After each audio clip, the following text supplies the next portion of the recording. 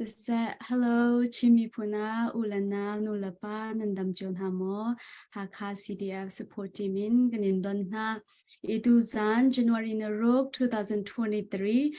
Bero Anakzonga, Ram Kibun Kibin, Arakan Telpi, Akan Zautu Vialte, Nanzuakan Alom Toshingshan, Iduzana Hin, Ganini, Bero Anatlangan Rak out and Lai, Kazon Hin special guest Consomia. Puzo tumhung asi ani him to Kazon hin executive director in Chin Association of Maryland zonga rakan tuan pek leo mise itu zangam bero anak zonga hin lung sate rakan zauri rakan talpiru timi kham haspi kan somna kan nirung tlang out thong hi kan chimton zongza bentuk in Friday la Sunday ya rak out on mi kan si kan ni kan dir pi mi Hakha CDF support team kan si kazon hin ze tinda kan rakap na hayakal tu kan rakap na ze tinda kan support na lai ze tinda bom chana kan pek khon hai temi khabetak ten out pi tu kan si kazon bi pi velte zong ni nan sin thaitar zongza kan in du mi na jo namma mi pi bom nakle namma mi pi ko sam na thong in hin rian atun mi kan si chun kazon hin kam maring kan tun nakle chun namma mi pi rian tun na thong in Hakha CDF zong athong chin langmang chute chun hun khat tia ko si in rian tun ti mi kal ti mi kan si cha mi pin hanan tha jang bom nakle tu zane kan berwana na kan talpi ding le nan cho fine nan kun nan something zong kha kan her ti mi ka zon te him be toy te bun chim ta ka tu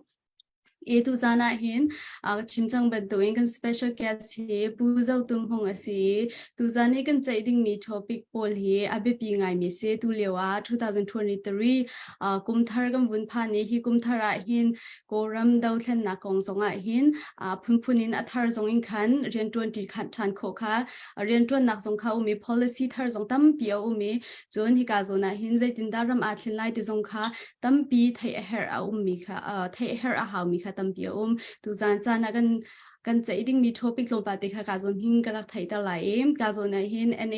NDAA kong kha kam bun chai lai chu di nu chun Asian Poly Summit am bun to mi Asian Leader Summit an to mi kong zong kha chai na kam bun ngai lai chu di chun ka zon hin apun punti teluk lai in kwal an tlong mi ka zoni tlon na angai mi zong kha Burma ram tlon na angai mi le ton na angai mi kong zong kha kan rak chain halai I her mi long te be pi mi long te sita khan na kan zau ding zong kha kan in som na chon share le lai zong khan rakam bomu te zong kha kan ra in no ri na chon al hai big in khan comment nan behal na te le her mi behal na nang ngai mi te zong kha comment ra kan tel rak tel lo behal na zong kha kan nei chin halai te zong kha kan bun in som na ama sabik tia kazon hin theater na te khan chang kam mulla ta lai puzau tum hong ama sabika tuwa tu sana hin rung tlang a thonga chan na kam pakin na kan thutpi cha kan lom tuk timi khama sabia chim ka du tu zan chana hin nang mi hi personal ne tu bentuk in kanin ton kho cha zonga te te imbe ro na chang kan nge cha zonga hin mira ho kan ha chun we feel so honored kan lom tuk sing shan tu zan be ro ding zong he kan excited tuk sing shan ni bia tam pi kan ro ding bi zong hin na kan le kho lai na kan le mi bia zong hin tha sang tam bi kan la lai chun ro na tam pi zong athar kan ni chap lai mi zum na kan nei asia chun nang man kong hi tlom pal te in rakan theater ta solo nang ma theater na tlom pal te ne ti kho zat buni to lo chun atu lewa na rian ton mi se US le na rian ton mi kong he pet lai zong in nang le si kho tak te theater na buni to lo chu di jum be hal nak le chun be toy chim nan kha ka bun pe than te lai tu zan rungtlang au thonga birwa ding in chan kamu cha hin nan chong tam pi kalom pe ma kemin chu zo tum mung ka se ka chwa ke na ka khwa chu ze phai thantlang peng ase atu US Maryland Washington DC khopi pong te a hin ka fanu fapa panga kangei ka fapa ubabik hi zolian kima tia mizoram e kan puni emina sake mizomin kima pa tian ka au fanu le fapa pakhat angei hi tu pani kangei chon atu nawun chim ban to khan kan ma community bufa te Chin Association of Maryland tia hika bufa te kan ngei atu cho pathian zangfa nakin Washington DC a zong kan ngei nak zong cho amun hi Washington DC Baptist Convention headquarters pi anzung akhan zung khan pakhat kha kan hlan hai ma chu an kan pe ke US chawza US chawza bom na kan hal choma hiti ko se chon kam khat leya tu bantokin biagin han khang pastor na khan than ha te ka khan miong lain aswal to kheng than chu cha chon international khoda ta za choi din kan itim choma mi se chu ke ma khong lam atoi kho chung se se lo o rung tlang nan ti ti ka hin ve ke thin long pakhat tu zana bun chok thar mi chu kuam khan kum thong ni le kum kul kuama upa pakhat ni pia ka hale chu ram hi tha se lo ke light lang akhin khoi tu pakhat chu vasilo zeden to ma sa biklai tia khan upa pakhan ya kahal ma e karak le mi chu tu zane ke thil long bun chu ka bun chim ta ko lai mo ma chu ke chu US mi ka si khaban to ke kan ra ma ki tha ni politics va tu ati khe ka thin long lo ama belte to according mi dir huna diring lo rungtlang mi ra kap khi ka thol ma sa na lai kha akhin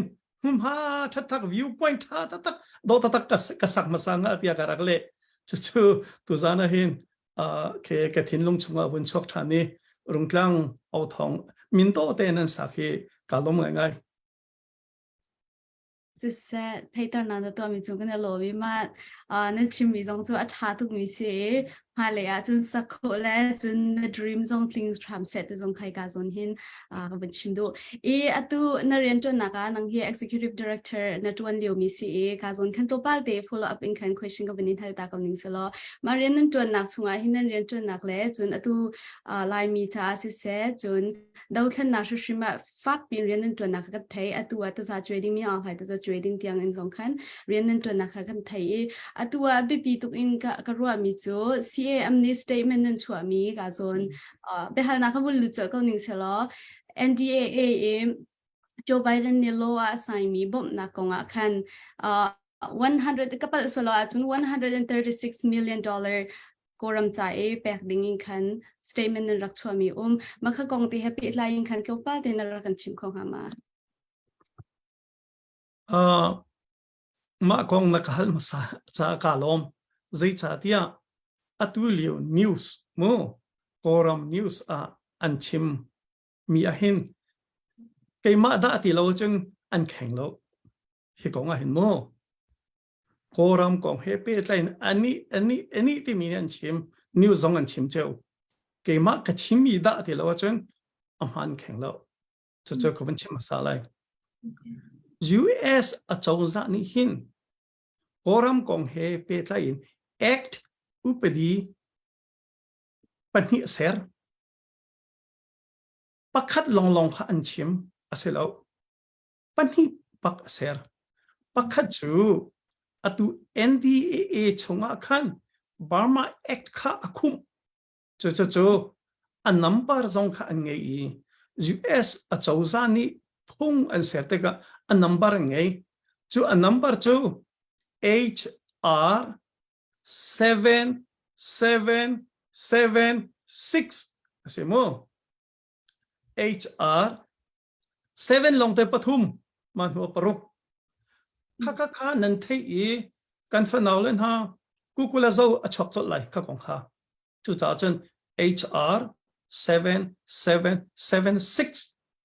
hi zai phung da si ti sia chen defense ka ko yi ase ma ka ko yi phung akan Burma Act kha an khumchi zai cha tia Burma Act chu zainit atlai edition Foreign Relations Committee na atlai amhai akal khoti lo adir chu cha chen defense tu akan an khumchi mi si chu kong akan koram he pe tla in miol hen ashamin bong na ka zaida ka tu alai ti mi policy ka act pakhat ase Congress ni apas president ni min senathun hua phung ase upadi ase pakhat HR 7776 kha khalawa adang pakhat umri hi adang hi punga an ser te mi hi fiang te an chim kholo an chim lo atui US dollar ke zale som thum le prop million kha kha act adang pi ase pungdang pi ase ma kha an cho Burma act he kan cho di asalo kha khoi ka da si di sia chun appropriation act anti mo chu appropriations act chu a number chu ka bunchim sala afoi te HR 2617 HR panhi parok pakhat pasari pan punhi bi chu e appropriation act anti mi chu zai da si ti sia chun krifa bu ka vanta chun lai ti ni zana wawronga tlom pal de ka vanta chun mo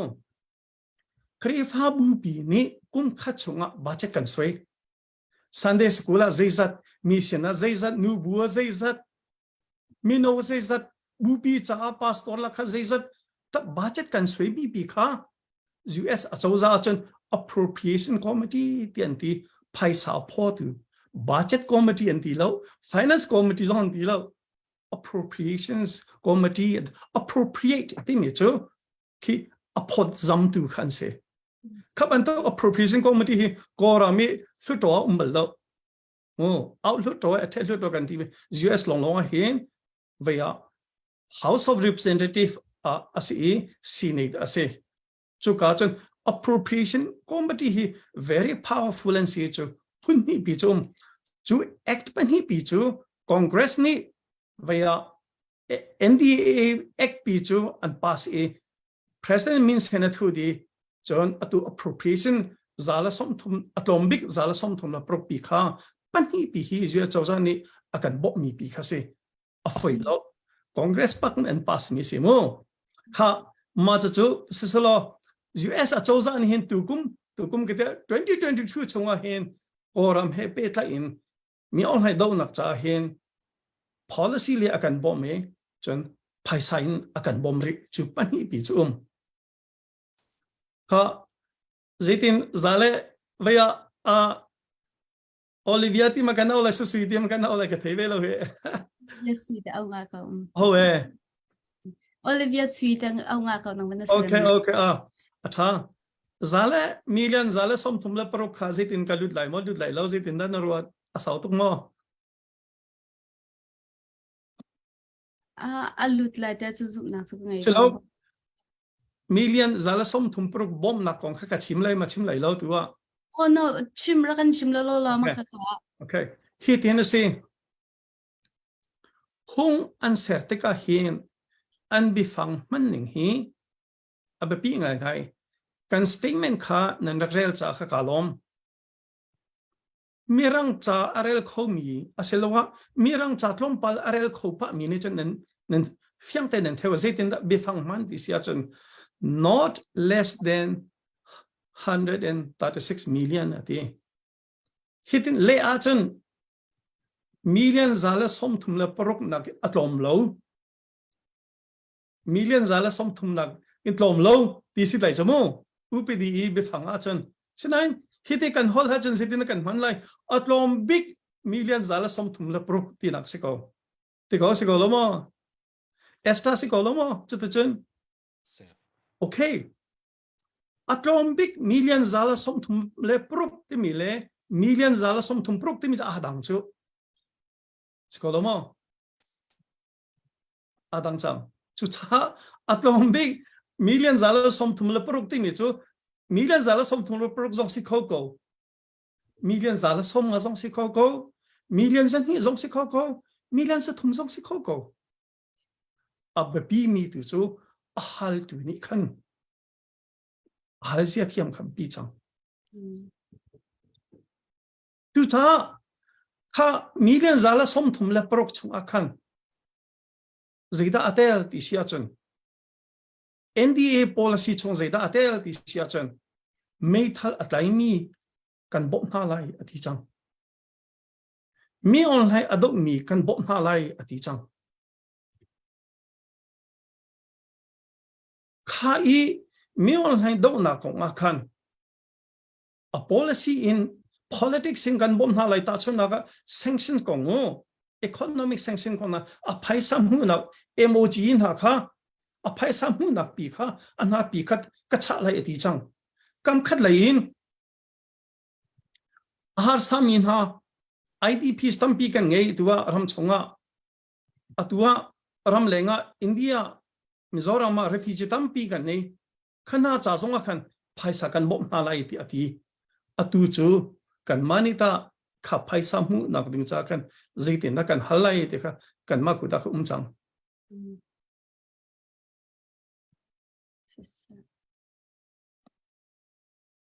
Sisa mas statement kong hai makazon million kong thatin na bun kan shimpia ay kan lom tok ma tiang khao atu wikat na hai bun sisa re sell lo atu khan sak na ingam bun pe ta lai yang ni khan tha bun kan sak piak salo ma din huzun behel nak lai kong kha kan bun lut than te lai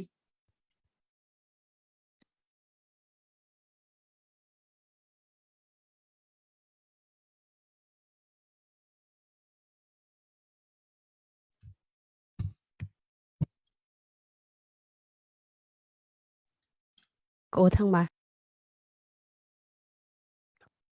thằng câu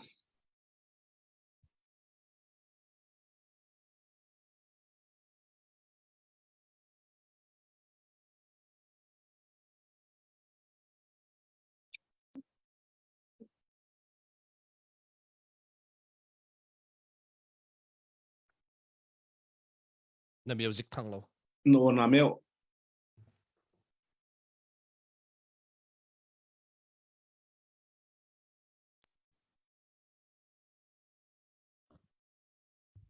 mà tên là miệng rồi mọi người. Okay.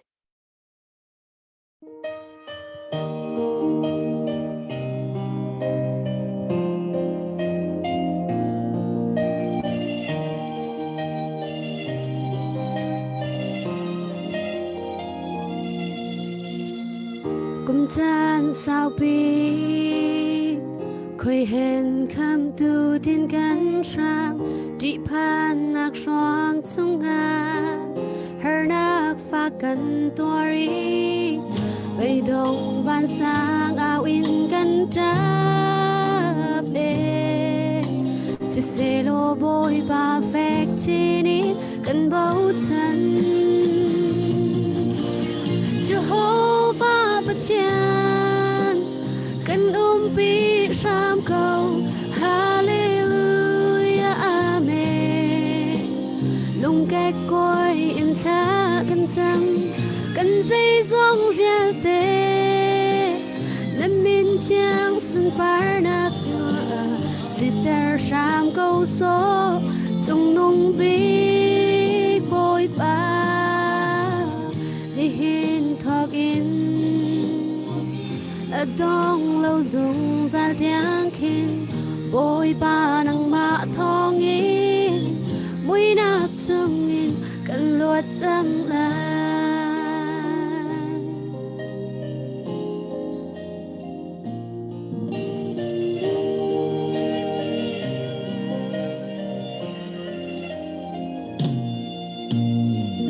cần về chung mà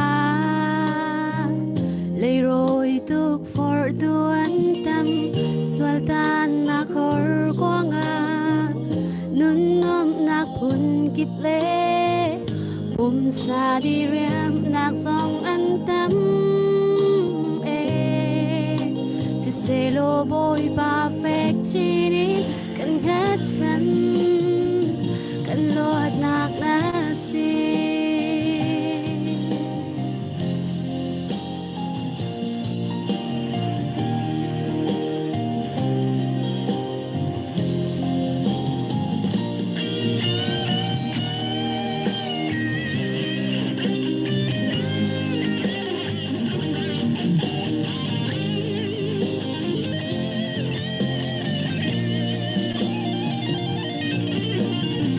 ba đốt đạp sông bi khé ở gần chân khâu tu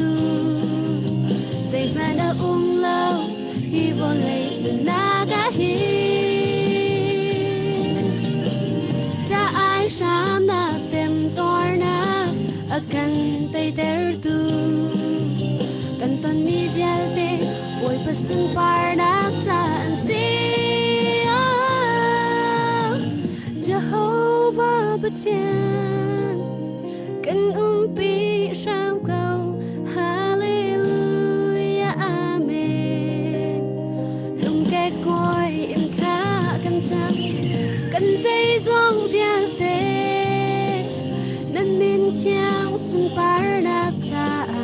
sitter sam câu số trong nung bi bôi ba đi hin thogin ở đông lâu dùng ra tiếng kinh bôi ba nang mạ thong in mũi nát sương in cần loạt dâng lâu dùng ra tiếng kinh bôi ba nang mạ thong in mũi nát sương in cần loạt dâng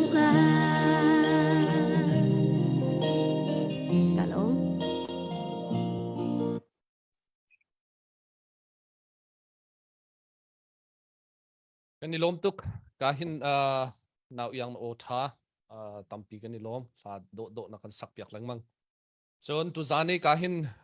puzau tum hung akan telpi tu nai akan chip mi kha tha khau ta takse zeruang kan tisia chon chawzani rena 20 ka clear kha zaitinda bob nak akan pek tika an ma la an sulam zon te kha tu avun kan fiat mi kha se chunga tampi kan nilom vun kahin kan ma atui kan Olivia ni chimchang man tu khan rung Tlangau thong hi vaya kum khata atlom bikin dola tingkhatin akal mi kan si global level in chu cha chun zai si pawa tu zan zonga hin ka hin share si zonga like si zonga comment be holding a si zonga chon ka hin ngai che chowa te zong kha un kan pe than riu lo ka hin zile number kan chunga kan tar mi te zonga hin ron kho bob nak pek po peng si ti zong kha kan vun nol than kan du ka hin kan minau na kong nan thai kan lai tlang kong nan thai na si kho chung ten tu zan zonga ka hin un kan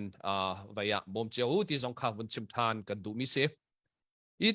tu nai te na vun chim mi ka zona khan pakhat nak I atui policy kong na vun chim mi le tangka kong kha hai pe usala America ni rian atlantic a hin thil tangka kha cho abasi chang kau na te khan interest mi pakhat ki sala do ki politic pakhat salo la nai ngai ji pakhat ki itel chi lang mang salo ado chu cha chun hi zone hi ta chun na ka atu man tukin NDAA si zonga atui 136 million bob thanak at bob nak vun to mi kong happy tlai zong hin hi zona hin aliam chia tampia hin stuk gen America ni hin a interest tuk ro lo te ka ruai Burma he asanan tu tan bob nak hiti avun bek tik a hin zai zone khida be pi ten ki interest me singha ta chun naka defend national defense act khasi hi kong na khen apong kam India le taluk haiti man tukal hoina simo silawa atu kan democracy pi itheng selo America he pe tlai nak cha thade hoina simo ti man tuki zai khida arwa mi singha ti te kha atu I bob nak kan pek mi konga hin vun kan fiat chi lo ka du ko ha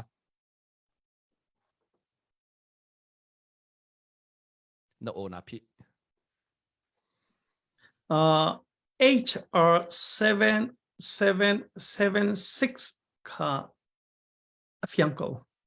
afiang mi chu orama hin federal ram si se democracy ram si se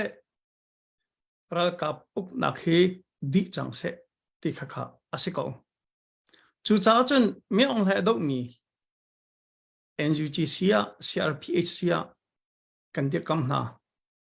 chu long han silo me thal atlai mi me ong hai me thal adok mi me thal atlai mi TNA sia PDF sia atu CDF asizonga kan di kam na ti khasiko afiam check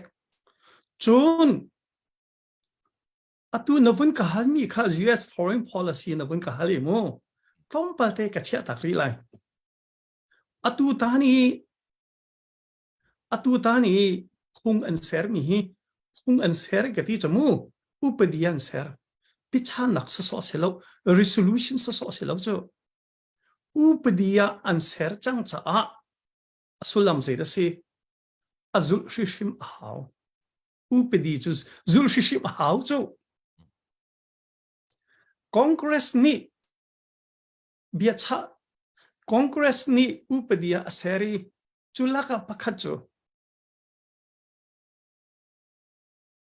Biden ni hin economic sanction ka MOG ka atu alai ti kha tel Biden atu ahrim ahau Atlombik zale somthumle poruk US dollar million ka bom lai ati anhalachan epekshim ahau chu upedi chu se upedi chu na tu bang na sun lai na tu lawa chun dan kanin tat lai chu bichanak ti mile upedi ser kha dan nak se chu cha atu tani hitlo ke atu mi hi abitak tat chang ti na kha alang zairunga nakahal miya kha number one cho myong lai swal tok chuta 2021 February tha da ko uting sing chausa adi ri lo ke match khat khadi long long adi lai cho chi cha chen kai ka chim leng mang mi ka pi leng mang mi cho democratically elected government kha myong lai overthrow to alon chu pakhat na point pan hi na ka chun thim na gi atling mi na kha parliament han kha au kho lo in November 2020 election kan anma man kha rian tuan kho lo in atwari na phun ni da ko bor chu long han asilo zo to kan ni lai lang kan bia kin da ko an khang cho an thei chu kan pastor tiang da ko an tha na chan thei chu Hakha ka chunga Carson Memorial Hall zaida chang an thei chu zairunga da tu gumzong ai Christmas kha kan to kumdang ban to kan to lai lawe pastor ten ni Hakha pastor fellowship ni chan chua an thei myo lai hi alun tok chang chu cha chun upadi pakhe Congress katika sinaida zakhadanum hausa zalila somthum panganum chu pini chanda ko atu hi bichana man toy president min sena thu chang mi khase kan ma kuta chang chu cha chen myon hai sual tuk chang a rambak bong hau chang ti kha atu hi phung pani aser mi ni khan alang termi siko atu ne chimi India le taluk lei tu khacho anma ni infection phundang basari ko sa sanain US interest kan tim ya hin valai chung pi hi democracy rama se biang nak zalon nak rama se human rights nak se ti to ko US a foreign policy interest pi se cho kadwa veya koi van kan ti lai mo ka chatial mi rel bal do na si narel bal ka thela mu ko man narel mo ting thang man narel ding na ka hal mi mo thangai ka long selo ovaya kai nan activity te jong kan rak zau velang mang tu me rolen ni nan chol chang dak jong kan rak zau velang mang be pin na thil to bi he kan ni lom ta tak the se arwang cho pai ten ha na to pin ha ning chon thau pui ten ha na to pin ha he thar kan ti thau kan ti lo thar kan ti anung thoma tu he mailaya chon state level kipin si zonga vaya kin ram kip tiang zong ni an zul cheu te lai te ka zu me chu kan rak zau lang mang e chu statement te nan chho mi zong kha kan rak rel pa to ni ka hin na chunga tampi kan ni lo mi tunai bi hal mi te khan phung an bun sar mi te lai khan bun lut than ri to sala makaphung asar mi zone kha atu tani abom nak apek mi voi khat cha long mo si lawa atu budget ka zone appropriation x na ti mi zone te kha makha kha zone kha tu kum cha khin ma ati du mi se mo si lawa kum ki zai te phun ni da ma te kha kaldan te bun kan phen na atha to atu kha kata chun chang kha khrifa bu ni the khrifa bu ni budget kan soi te ka kum kha cha kan soi chu ve ban to gen US a chawzan hin kum khacha budget aswe ama belte US a budget kum belte cho adang chu fiscal year ati anti autuba tha nikhadan thoke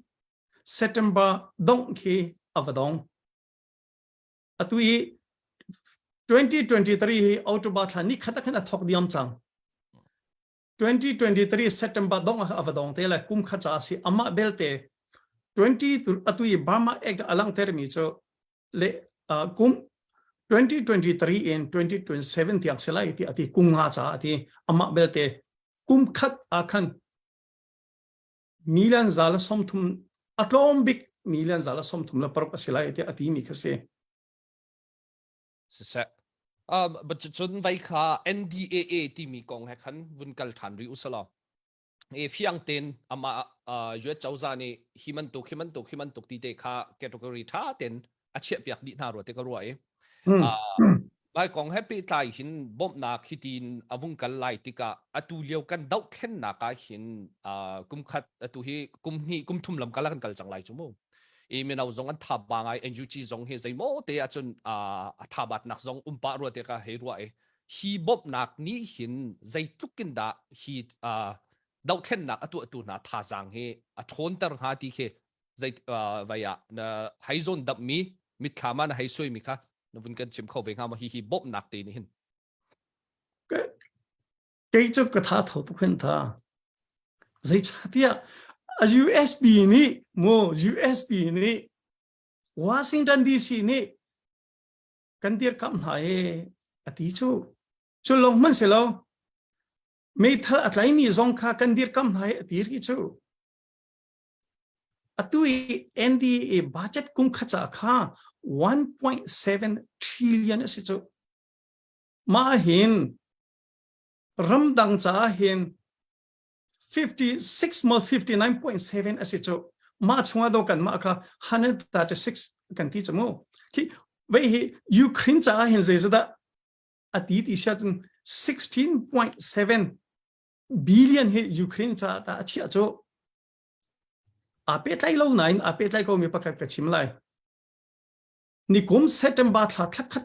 September thla long long kan ko Rohingya hi zale somsri million abom ha chu since 2017 in nikum tianga hin 1.9 billion mu ting thong hi reng lo bi hi Rohingya abom chang ha chu cha chen a policy in kan bom na ati atu zong cho atlombik ati te ka khan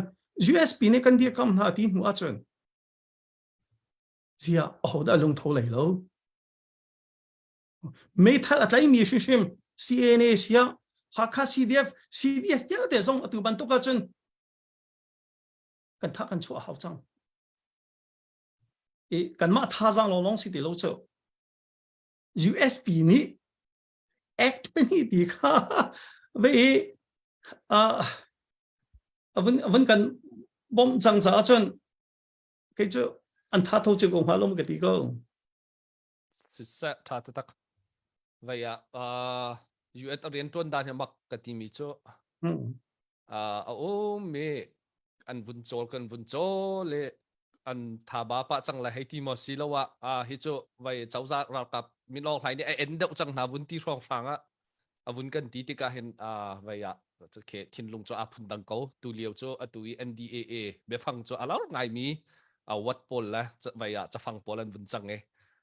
ตัวอันนี้ลมเจียวก็ไล่เตกรวยนะวุ้นกันเฟียนโคเอติงเทนนะจงตัมปีลุงหลบหนักกันไหนquestion ดังเลยให้กันรู้สละตุเลียวรำชงกองเตะข้าวุ้นลุตตาโต้นักกุศลตุเลียวไว้รำชงวุ้นล้างไงมีพองปังจู the house ไว้คาซีไว้ speaker ทีมนักกงเตะข้ามาข้าเกลวินมาคาร์ตี้ข้าไว้ republic sorry ไว้ข้าที่ข้า the house atomic majority อะไรมีทีมมีตัวโจRepublican kan semu ma chung khan atu kha an ma bak ni khan vai kha tuan ding an sikau ra te ka ruwa speaker kha asina ten tu tiang te ni thim kholo ni thum ni li chung lai kar kan than che chang ro te ka ruwa im hi kong happy tai hin na mu ning te vun kan chim ve to lo zai ruang bi ka hin da hi thim na speaker he vai an vo atlin kholo chon vai zai da don tu se chon hi nuwa hin da hi avatin nuwa hin atu nithum nili chung hi tin akal chang te ka hin an ma pan hi kal la ka hin thazang thongai in party pakhat ni vun kal pi ok ngai mi pi an interest mi Republican ni an kan da hau hi chan kan kalpi kho lai te an ti mi he bun kalpi kho ok ngai a hin ta don tu he na si sual lai mo ti te kha bây giờ à giờ lấy bị cái thấy lo chan chan na Fox News ka zo chel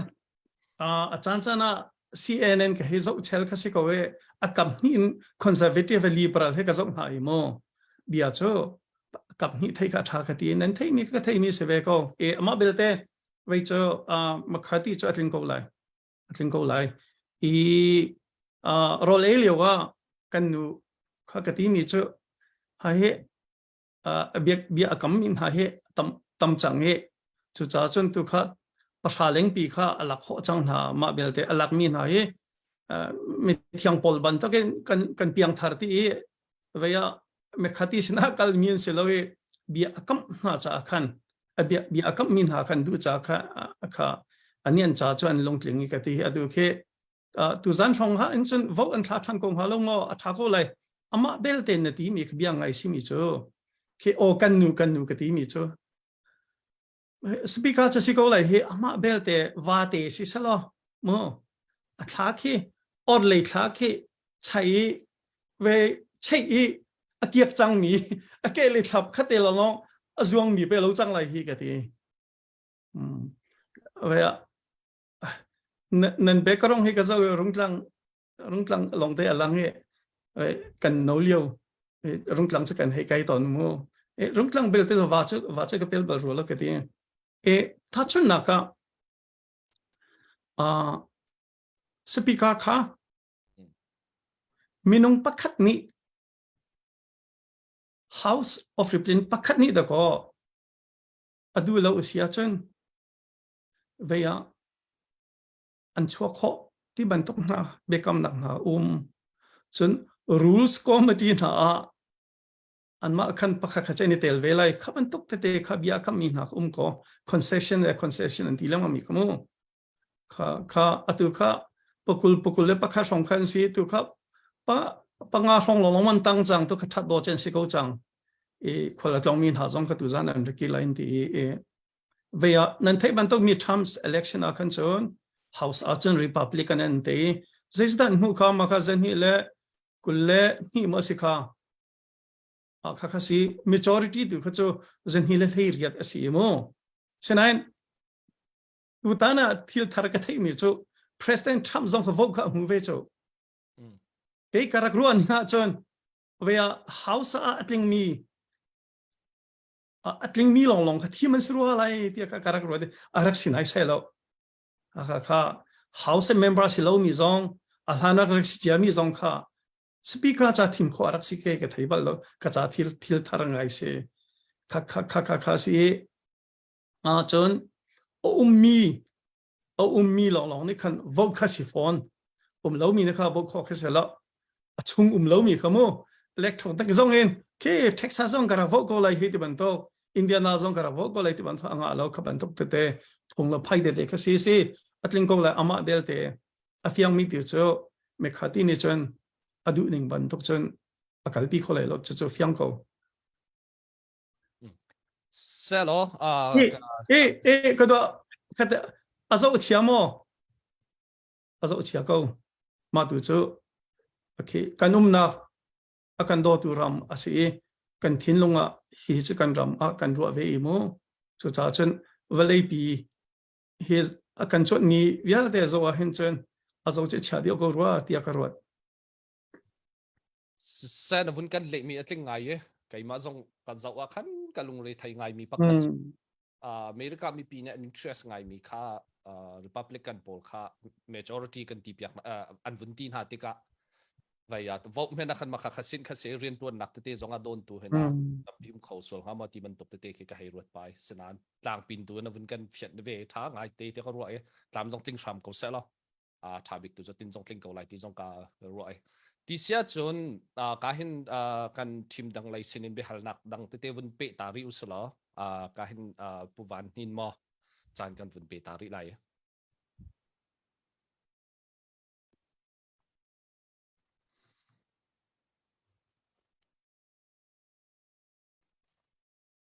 sẽ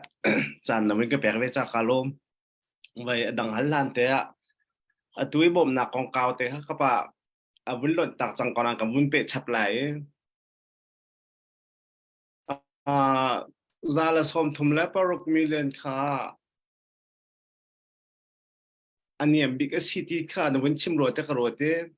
ma khanak tom lo kha si changem atam lai kha cho lezet asila kha ka phiang lo te khan da ti ro te ka ro ma kha te kha ta je tin da si o atlom big zala som thum le parok million ti cha si atlom ngai chmo zi cha tia NUG ne an halai cho CRPH ne an halai cho chon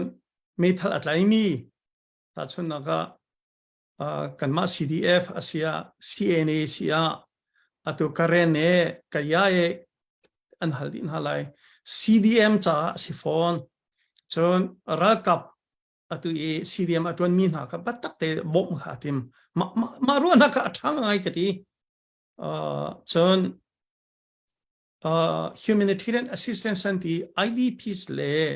refugee cha sitika khan koram pumpu pe vun phot zam tika khan atlom ngai chu cha chon zaitin da upade ni an halai ma ka be ping ngai chon kani chin mi phun labang cho hi konga hin chon akan free tu la kha tha te itong khong ha selo atu CDF zong cho via CNA he chum bu the riat kha kanum ti se chon mak akhan technical assistance ti kha umre technical assistance ti mi cho phim thiam nak le hi ti ko so mi thala tai mi cha mo chon adang bi phang umri mi kha non lethal assistance ti khumri khatu kha zai bantok da cio tompal de research kan to te ka kan statement zong kha tompal kan lang te re khale bang kha cha be pi ngai chang ta chuna ka command and control he de bantok zong mo chon atui me thal ka angki he de bantok chon communications cha ipe line up cha walkie talkie he de bantok atui later ti mi hezi sa da si ti kha a definition zo du ka minung athi khomi athat khomi hriam nam long kha ti chu cha chen hriam nam zong tam pira kho kha ban to minung tha kho lo mi te kho chen technical assistance te ti ka khan phim thiam nak le kha ta chuna ka USA thau than ji kong pi na ke vasi kho se le chu zaitluk da that nga mo chon kasdu tha atu ban to ge an kan per mi tha te atol re zia kan thiam sia anu a chon khnak asam de ora kho cho khaso ko se media tha tok chang Ukraine ko so ko se ka chimpo Ukraine kong ka chimleng mang hi kan thalang se ko cho amma sa cho ame thale ti akal lo pi ho a paisa en ro akal ma sa ko cho sanai anma Ukraine khan president baklon ne khan anram chung pata te ando Russia khan ando ti ka cha tu chu kha atam ching mang cha tam chin mang cha chu cha chen zale som thum prok million nakin o atombik te tika khan chen ke karu anaka chen kan throi tu te ni haljia an thiam asia khan chen atam de kan mu kho ko a phaisa long pe chen pakate US foreign policy ko nga hin thei her nga ngai ni chu US ni hin phaisa hi ki a policy bi ong min nak cha khin phaisa da ko han ruwa man chu tools kan ti mo TOOL ha han ruwa phaisa hi to ko man chu US so atui ke humanitarian kan ti mi har samin ha wa bom kha ka cha dang si atu chu a phaisa ba kha da ko ve ha mi ong hai ado tu na kha kan bom na lai ti chang kha si akan roi tu na anma an ku da ung ko chang sisa ma chun ma kha bom nak kong kau pe lai te khan atoi phian nak te long win hal lai kan ma NUG la CDF lai ni ma bom hal nak ruang ma an bom min ha ma akan bom mi si mo silawa hi koram hi bom man hau kau te da kam bom mi si ti te kha bom nak tu chu rakan bom tu chu au mi kan tampi ko we vaya kan ma zong amun ma kan ve cha kan au ve ko au mi cha kan tampi ko chon Biden a chawza I a policy a hin atui min on lai aswal tok cha akhan a Biden administration a chawza shim ni hin bom akan du pa Zichatia kumriya chung President Obama ani President atuan chung kan ani ka Vice President kumriya ta atuan ve chmo khachunga Obama veya kan upa pakhat ni akan ti mi cha dosu ni Obama atu khachu ti ten thak Obama avakal yo kamo ke ani hak kan is hak kan hedi go te go khabang na ka cha kol ni che tu adi selo nai je ti otha khatiang tiang kha Obama avakal bataktin koram kha bom kan du chen atu ama ku tanga atu ni na jong ke kachin ram tiang kal jamo ke karen ram jong kal chen ambassador Derek Mitchell jong kha hakha aphan kha he atu chu ambassador atu ti lo chim ko ning lo hakha khachung ko lu wa khan hakha khwanu khwa pa ni an ra ka dong e ti chen ve ke ze chok hei par he khan an ra ka pe he ti chu chen chong nak puan khan ra ko ye ti akachim ma chu ama he kan ton liwa mu ama le ke ma long kan ton liwa akachimi si andong tu na kha elders an sikha hakha khonu kha pan si khaban to ke khwanu khwa pa ni khwa valu la I don kha kani chin mi phun cha chun asung le to mi se chong nak puan kha asa so na chi asa la na chu boy na thudan na chi lai lo thing kwang chong tha de na chi lai ni sung loi ni long kha na ai lai ti khan ka ti ha chun vei zong chok hei zong kha ke chu vakal ning la ha kha valu an ka pek lai lo ve nang ma ni pek mi zong se lo US an pek mi sia te kan hei ni mu kha ambassador Derek Mitchell zong kha vakal chon anwa ambassador support Marshall zong ha kal chu kha a ho tuan le wa da city cha chen ke President Obama achan atui Vice President Biden achan city ka kan amma achan he ani ton mi hi kam khat le ya chen zoom lo tu ne kan van atha lai kan van athan ti kani zoom tu ne chen pathian thla chu asi kan ti si sa kan lom tuk ting ten na kan le kho e adang da ko win kan lai ka hin chubik pa chan katong pa da win ka peri lo ti atu phundang pika dang da pi kan hal lai atu lo sa kan ko ram kong kha win hal lai atu tu kul le thu mai hin min online ni hin election ni pe dak teng ka to than lai ti mi tim to ngai ti kha asi cha tlang chu shem thlai bun ha jong le buli nga chu election ni ga tim lam nak tha te ngai ve ti kha si ti ka hi zaitin da na mu ning asi election ni tha te na kan to pi khau na ha mo tam tling teng ha mo chun AUG le sia PDF CDF le jong je ben tim to na da ngai batak tem pi khan tim ve kau cha hin zai khida kan sining asite ha ti khan ro na kun ka chim to la lang fa ten NUG le PDF kong tu kha so kan le khau lai lo kan ma chin mi phun sa chen a ho man ni kan du ding salo rung tlang au thong zong he au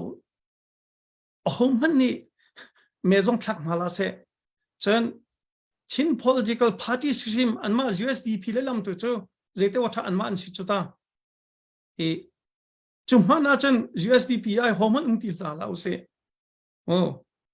a homan ni hi chu lila for in an to mi si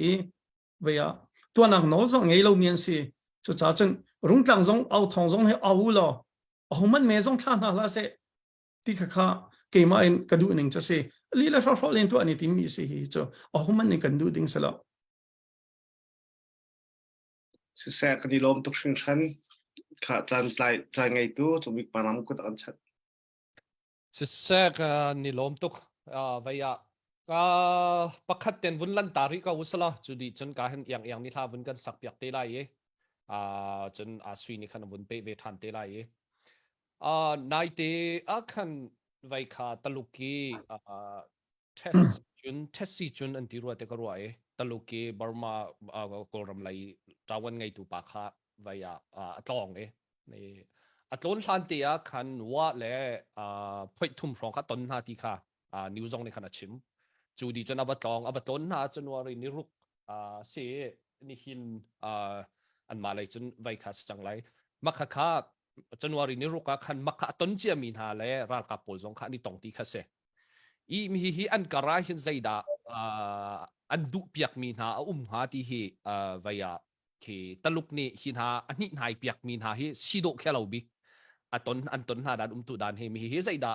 adu nak sing ha ti kha apakhat nak si se lo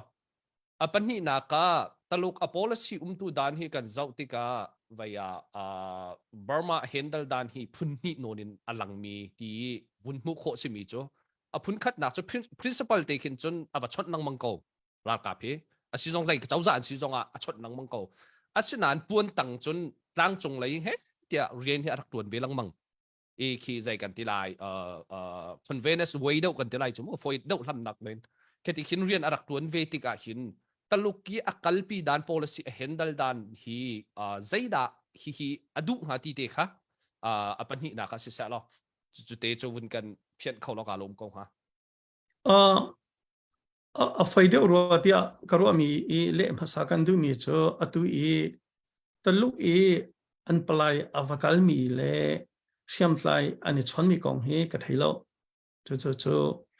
le ding kha a faide ro tia ka ro e avakal mi pa atu tan hi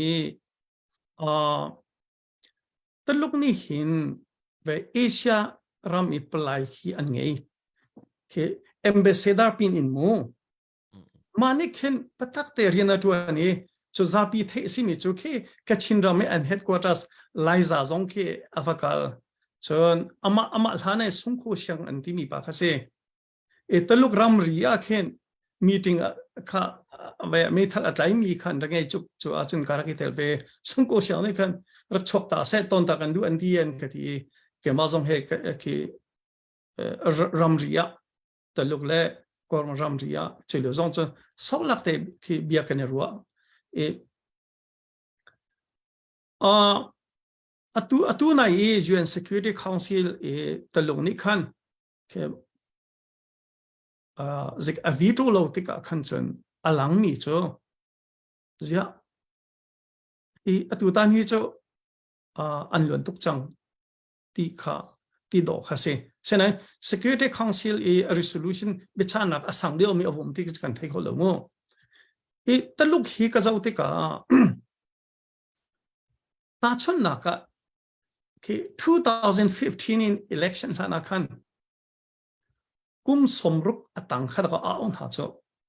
taluk ram amu upa pa khan e ka chim cho kum somrup chung tia khan dong san su cha te ngai kum somrup tang te kha ti aon hai beijing a ati mi na cha hi nani nan tling lai hi akan tin ti elections an tin ta ku cho chon zaulo election ni enelin avun tei changa khan dong sa su ji khoze akal masa o tin ta kan hei tuak chamo beijing le to akal masa ko cho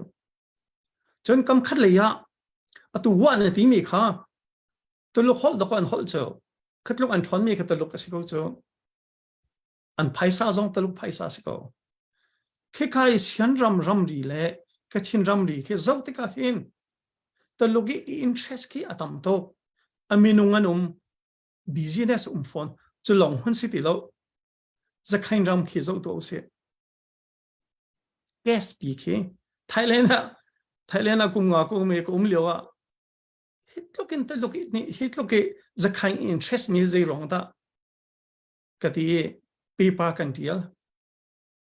za khain ram ka vakal ke case achu nak tiang kha ka va zo di cho laiza ka vakal chau sing ka zo di cho paper pakhat kan chu mu kha khasi to luk ni hin ki zai ka ti lai zakhat ra kapsina atang ti naksilo ama interest ka makakha ama azalbi ko ruat ya karwat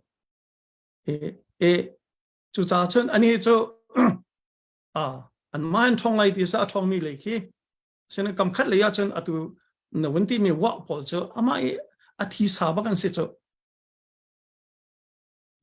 ko kang nge kan ti atu main la kan ti mi vel te ki ama athi sa long ten si ram ri umien si chun atui zakhain ke ti mi zong chu business interest long long si lawi India pi he ani ral te ka khan kha si ta luk hi chu vaya kan ma le zong tang ko ko i achi ni zo ti ko se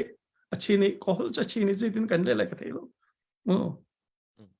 mi zo hol cha abo ruak azo he te ri ko se mi zo hol mo in zawin ti athi ran zo ti ko se athi ran zo ko ro te karwat sisala o via thangai tu tan via security council lai pangte kha na vun chime ma lai tu yang ni la sak di hin kan vun pe than lai ma security council lai pangte kha via kan vun pe than lai tu chu yang khat khat te la sak nak chan kan vun pe ta ri lai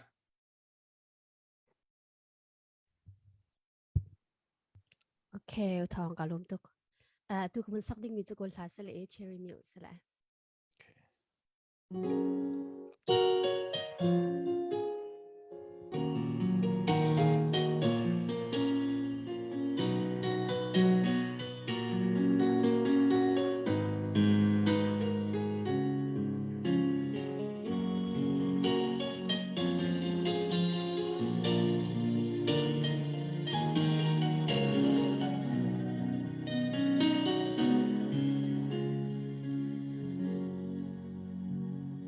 Down bo mi lit mi ma mi mong dwe ga sai la di chin ni twa do me ne ya hang go ta ke pi da na ga twa ba in so we twa ge do len le ma da ya pu when it low你没多啦，只想有个小window啦，对你嘛都是的，人情的身上，这里比你家的，嘟嘟都不可以加铺的，可以我也就这样有泪的，你没比啦，这里比。to get it down in the fire Tlangaunak in I'm your lady Dimangado sound lady Don't bore me late me ma New moon drega saila Ditching it out of me They hang no takebi Da naga drapa nên số biết oa cái đó lên lên but I am when it look nên mê đom la chỉ xem nhớ cô sao bím la tuy đi mà đâu chỉ để yên trên đèn sen ra chế đi bên nơi cha để do do ba ke ja pure clay boy it knows I'm your lady ne me be la cherry be o tale ni na to get him down with I Tlangaunak in I'm your lady Dimangado sound lady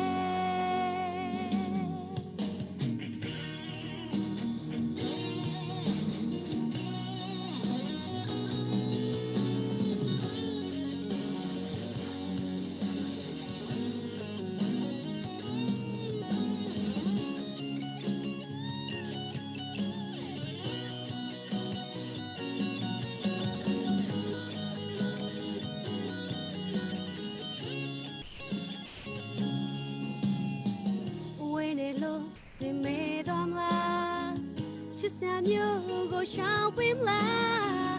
တွေ့မှတို့ရှိသေးရင်ရင်ချင်းပြန်စင်စားချယ်ရီပင်တွေချတယ်တူတူတော့မခေချဖူးတယ်ခွေးပေါ်ရဲ့ပြုံးစရာမျိုးလေးတဲ့နင်းမေဘီလာချယ်ရီပင်အော်တော်လေနေတာတကယ်တမ်းကြောင်းလင်းသွားရင်နိုင်ခဲ့တော့ရင်ရမျိုးလေးတဲ့ဒီမှာငါတို့ဆောင်နေတယ်နိုင်ခဲ့တော့ရင်ရမျိုးလေးတဲ့ဒီမှာငါတို့ဆောင်နေတယ် I love you mặc khẩu tục yang na chunga kani lom kol la na sa khẩu tiếng ha mo te ka ruat nan tu khat tu zane u khat nak na sak se tha kho ning cho vaya tan zong vai zong o zong kha van tlam tling ngai ten da cho ko e vaya kani lom ta tak te khavun chim ta ka du e mati sia chon ka hin vai lai khan sui lai ya khan sui lai kan kal han te security council lai pang te khavun UN lai te khavun luta ri ka usala jadi chana sui lai khan ka vun lutte lai e nai te UN Security Council resolution a cha be cha nak sung pe chat ato mi be cha nak kha kan zau te ka amak ngai mi se makha e vui danga hin hi Burma kong hai pe tla hin ton dau na chim chang mi taluk zong an sia Russia ti man tuk zong ne khan an v2 peng e zai man ki be cha nak ato khau tuk bal lo chu cha chun tu tan ni be cha nak ato hi chu khro har ngai se e chu cha chun tu min ong hai chau za zong ke zai kan ti lai nikhat in tam ting lo chin la yakal chin lang mang ko chang tai nak la yakal hang chin lam ko ti zong khe va fiang e cha chon abe cha mi chung te a khan zaida atlang pin vaya sipoi phi na kong de mo si mo zaida atlang pin an be cha mi kha si ti te kha na vun kan phet khau ha mo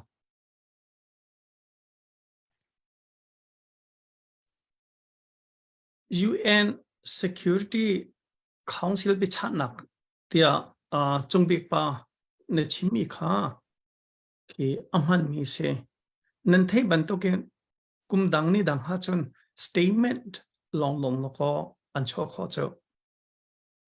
e 2007 asiko ro tia ka ro atu ban to kin England le England ni ka draft atu e US ni adir ka me an van cho pi da ko UN Security Council zida longa ka ti President Bush atwan leo ka se e President Bush ko warang ai cho ke cho e atu hi chu than sa lo chu than ko sa la ka vo bak nga ka ti mi se ko warang ai ama chan leo ka se e taluk le Russia ne double veto an tha ba ko he atu tan he zida long ha ti ka ti tu tan cho UN Security Council bi bichana resolution ti bi ka nakahal mi kan le hana UN Security Council resolution bichana ti mi hi asulam zaida si statement he zaida adang statement cho atampian nak cho ko jang jamo adang Human Rights Council General Assembly te ka atampium ko sena Security Council bichana resolution ti mi chu merang hol in a final legally binding ase bicha chang mi kha chu upadi zul shishim ding mi kha si chang UN Security UN member ase mi pa ni chan e ama belte statement na asui kan statement kan nen relmerel lo de Security Council statement kan chwa mi khomo ka ti mi chu atu ta ni an chwa mi hi UNA Charter e chapter 6 pruknak cherchani anchwa anem deu sinain anchwa kho mi kha long onga ngai se zai chatia NUGE foreign minister dozima ongzong ni khan afak de oven tia khan chun kam khat le ka zo a hawi ti sa thang ngai atui anchwa mi a khan pakhat atu MOG tu khachu USA Burma Act NDA si kadi kamu atu UN Security Council bichana ge abapi ngai mi pakhat 就通阿达米能出地下来，就阿阵当3岁阿得来，他们在外面阿得来的可是，哈克就 statement 阿是的老位，红黑阿点正米阿点七米，比差那 security council 比差那是的个看阿就rim好，OK， 现在能卡考顶米就。hal zong nan kadu men lai te karot ni cho azul la wata zik nan to lai sia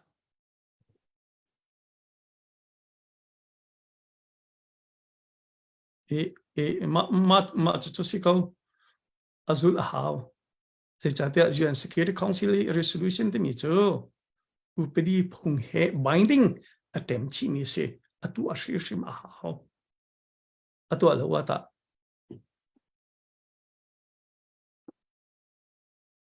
นั่นมากันหันทางกระถิ่นดีแล้ว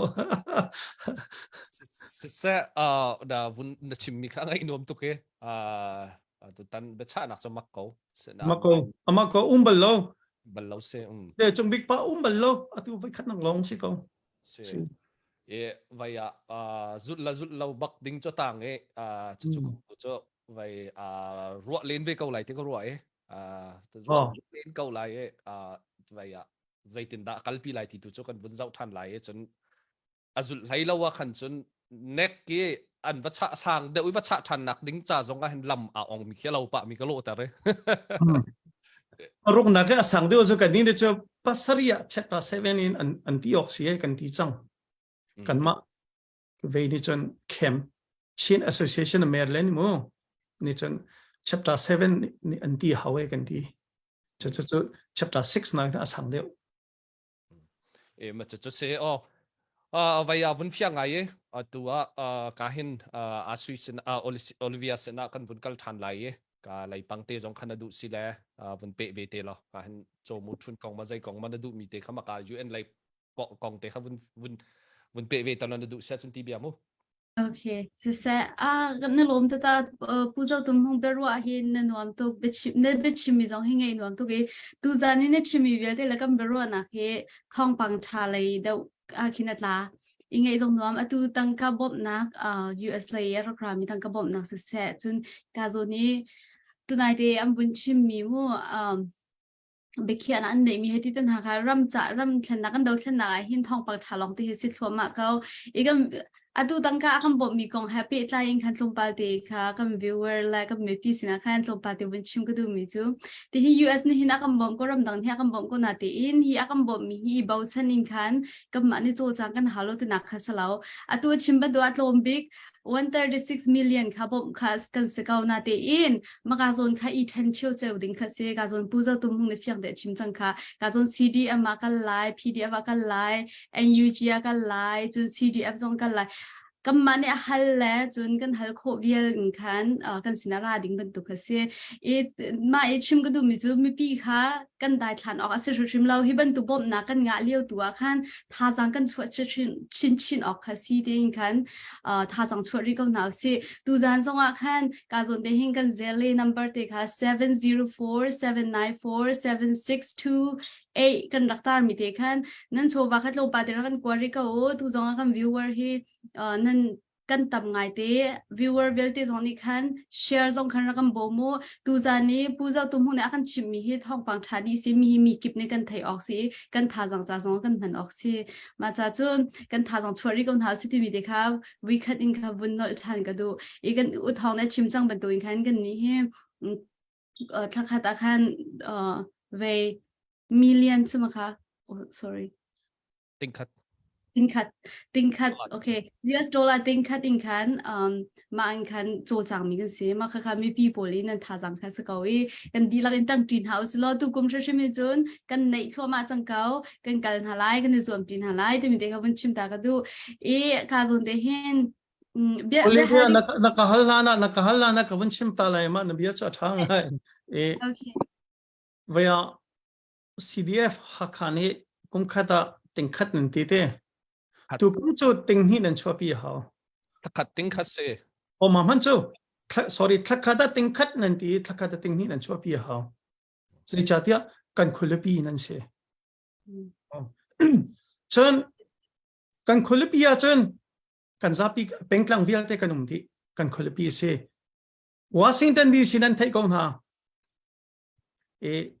ฮักข้า CDF เจ้าตุกดาทอนไปปีดอกกันทอนเดียวป๊อปเลยกันท่าจังเดียวป๊อปเลยกันบอมเดียวเลยฉะนั้น US นี่กันบอมเลยที่กันนางำจิมันกันตัวเราเสียจนชูมันนั่งกันชูทันมันเลยจะเสียจุดจนถ้าคัดติงคัดนั่นที่มีค่าถ้าคัดติงนี่อิจวมุจนกันมาส่งหากันชนเววอินตรงกันบุญเราหน่อยกันคุลปีไปสิเจ้าฮักข้าเจ้าฮักข้า CDF ทอนเอาโอ้ sorry Olivia นัดชิมมีข้าท้าตุกเกไว้ข้ากวนกัลสัวนะก็มาที่นั่นเป็นมีค่ะท้าตุกชิงชันอีกการส่วนที่ดูฟ้าเก่าตุกกันรักเอามีค่ะส่วนลำชิมกันจันทร์ชิมหาค่ะหามีค่ะกันรักน้อยเป็นมีสิกันเอาดินเดลางกันเอาจันดินเดจูโชว์แบบเอาจันเจียค่ะกันรักชิมเป็นก็ไล่จนดูจันนี่กันชิมมีเวลที่กันไทยรักไทยตัวเวลที่สงค่ะท่าจังตับปีนึงอ่ะเจียวไล่ที่มีค่ะซุ่มนักไงผู้เจ้าตุ้มหงเนี่ยบุญน้อยมีค่ะตัวเดียวจนอลวนเจ้ากูมาขันจนติงขัดอิงกันกัลตัวจุดติงฮีจงอิงขันกัลจีนหาวสโลจนตัวกุมชิมอาเราหลานชิมมาหินรัลกันแต่กันรำสารเสียมดิงค่ะอีจอมเจียงหาสติค่ะก็ดูฮีอาจารย์ต้องจุบุญกัลนาติประคัตเตบุญเป็ดก็ดูมีจูกันนายเตบียกันรัวนักขันกันมา CDF กันราบุยปานเนี่ยชิมีประคัตเตอัฐิเรามีนั่นส่วนเราบนแชร์ก็ดูมีจ้ะตัวหาค่า CDF บอมนักกันแบกตีอินขัน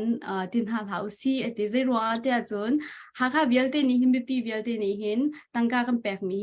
กันรำกันมากันอินดีกันเนี่ยสักตินอีรวดหนาวซีเดียจู่ๆเบี้ยงผ่านไงซีกันทีตั้งการกันแบกมีเปล่าเฮกันขวากันรำรับนาจาซีจู่กันขวากันรำจู่กันมากันมาชันอินกันตีนหาไหลจุนกันตีฟ้าชันหายอันรักนักดิ่งเล่อันรำนักดิ่งอันตลอดเล่นนักดิ่งรำค่ะกันสารนักค่ะสกาวจู่จ้าจุนกันจังโอ้ยหาเหล่าซีท่าจังชัวเขาหนาวซีที่มีเด็กค่ะบุญน้อยก็ดูเบฮัลดิ่งเฮก็ไงนาเตอินก็ฮัลฮันเดียขันกาโซนินเอสเตอร์คัลสักกัมบุญส้มตาไหลอันนี้เฮสาวปีนี่กุมิงขันไปอามาไปเรียนเฮลและจนถ้าจำหนักตันหาขันอาการลิสาวปีอาการชุดปีเขาดีแล้วโอ้จงกันง่ายตุกและเอสเตอร์นี่หากันสักปีดีไลมาดิจุนไกมันนี่ขันปูเจ้าตุ้มพงคาเบฮัลนักติงกรักปีทันดีไลเอสเตอร์นี่หากันเป็นง่ายตาดีไลเสียกันลง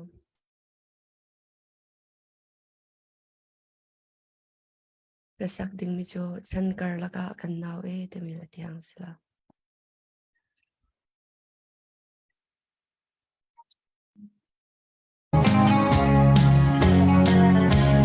ฉันก็ละก็กันนาวทุกโลโมกันไล่ลารำจุงเจียวเตะเขาดูวันนั้นรัวลงอาการเป็นตู้เสียงประชามปอยฉันเลี้ยวบางอีขวาจากกันหลายมีลุงฟ้ากินรุนตังขวาจากกันหลายรำกุลจูรำส่งเสียวนักสัวมุเลงเล่ฟันรวดนาเจ้าจีนรู้รอกเรานี้บังกางเสยังไงกันหลายรำให้หุ่นช่วยเล่นออกอี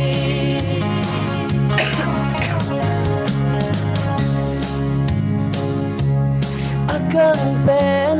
กันหลายตา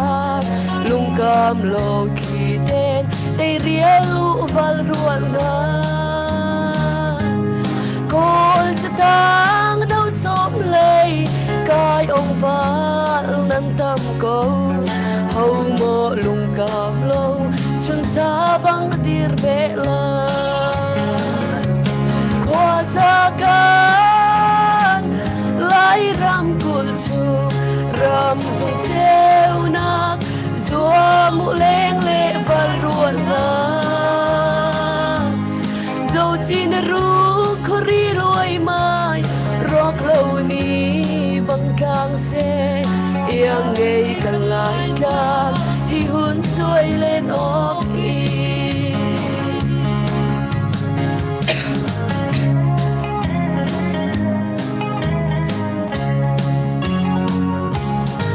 tu chan chẳng thar vã lệ nâu ni lệ lên ruộng ha in rep lên ha chung lấy uk bên Tha tuk shin shang na lom tuk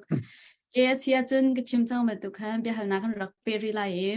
ka hal ha te khan comment zong in khan be hal ding ten rak ngai mi la chun mi hi dau hi chu fyang dau in rakan chim pia sa fyang dau in rakan chim ri ko se ti nan du mi te kha chu comment a khan rak hal lo ma chun ka hin kanin hal piak tin halai te jong kha ban chim ka du e ka zon hin pakhate hal kan du mi chu bel dang pi jong abun lo na te in 19 November na thai thuma khan 2022 Asian Leaders Summit a umi ma khan Myanmar crisis kong khatam pi an chai lai te mi khazum na kan nei e April ni kul lanili 2021 a khan five consensus te mi khan rak chua chang e min ong hain azul ding khan rak chua piak chana te tu hi kum hi da mang se chang rak zul lo mi hi azul lo mi konga hin ta zai bentuk da Asian leader pol ni hin chai chan nak an nei mo chun azul lo mi konga hin ta dan ta ding silawa bekhya nak ta an nge miyo mo ma kha kong te khana kan chim kong ha mo ASEAN ni hin anma myong hain te ni ton wa khan tu ne chimi Olivia 5-point consensus anti mi kha azul ok kha ke azul lo ama belte ASEAN chunga hin apoi nak cho ki Cambodia he de ban to ban he om tu Thailand jong cho an he om te ka khan chun anmal anram interest kan ti mi koram chunga business anto mi he de ban to jong kha te ka khan ruat nak ban to gen thil kan kalpi kholo ama belte thil thar umi du cho atua hin Indonesia hi atang chinlang mang chang Malaysia hi atang chinlang mang chang ASEAN kan ti mi chung Indonesia Vietnam Cambodia Singapore Thailand khan ha khen tha jang ta tak angai mi cho Indonesia le Malaysia hin se anma ni hin tu anlong phak chinlang mang chang zai cha tia chen Indonesia cho valley chungi Muslim rama angan big ni se chamo Malaysia jong cho Muslim rama si Rohingya kong akhen anlong phak ai ngai atu US achauza lebang ni khan chen Rohingya ka genocide ti bakati chang etu Rohingya ko Malaysia refugee bakalak chang alak ta cho kan ma chin le ka chin adang kan lak misu Rohingya baka refugees US ne alak ko khadiram hun ka sete ka atu hi ASEAN ni che hi Indonesia nin avan tlai chang lai mo atlai chang dik ma ka si Indonesia ni avan friend ha hin chan kan he bei cha se dio e valley chung politics lompal te kan kal tu lai he ban tu ge boy bai na te ka hin in pa chak thlang kha na no lo ti ka abapi atu e UN charter e chapter 7 ka ti mi kha in pa chak thlang cha valley chung cha ke security le dai na ka peace and security kha dai na kal him na kha no na ape mo pe lo ta ta phung ko chu cha chun ASEAN ni hen an au shima hau yi khat chu cha US stream zong hin ASEAN bi kha chu leng kha du tu Indonesia kha ASEAN chair kha asi chang ma si chang lai de tu kung ma hin chmo khate kan ne bai sai de o chang Asia chul ma thina chimna a khan chun atu e minong hai ni ma 5-point consensus ka azul lo zonga khan ASEAN ni zaimhen action ala khol ala lai lo tinak mo singha tu ning cho ASEAN ni betak te avun hol a chun atu taluk cha zonga khan atan ding kha alam kha apit bi chinang mang Russia zong chu te thiam se cha taluk che investment tam to angai cho ASEAN amo chon valley chung pi hi zai ka ti lai valley chung ka mu ning he group hi ve pan hi long long nung tia ka mu ko chu ge cho democracy ram adu mi human rights adu mi ram market economy adu mi ram US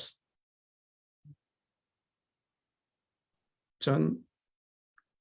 ma bantok adu baklo mi achung lei bake vaya foi na kal ko e dictatorship adu mi adu telok la Russia zo ilo aveke an hoi kom an naw le ki vazo to la North Korea he te bantok Iran he te bantok kan si ko mo kakasi ASEAN ni patak te avun hawa han chen US cha zong hen tlang tlak nak he alam ke ong deu ASEAN ni fak deuen avun awa kan chen atu talok zong ni hen adir kam ding kha alam kha abi chin nang mang Russia ong chu thiam thiam chu cha atu ta ne UN Security Council bi chana zong a hen karu anaka chun ASEAN o an hi zema zong zong an ngai pa zong silai chun atu gati ban to kan an sual tok chang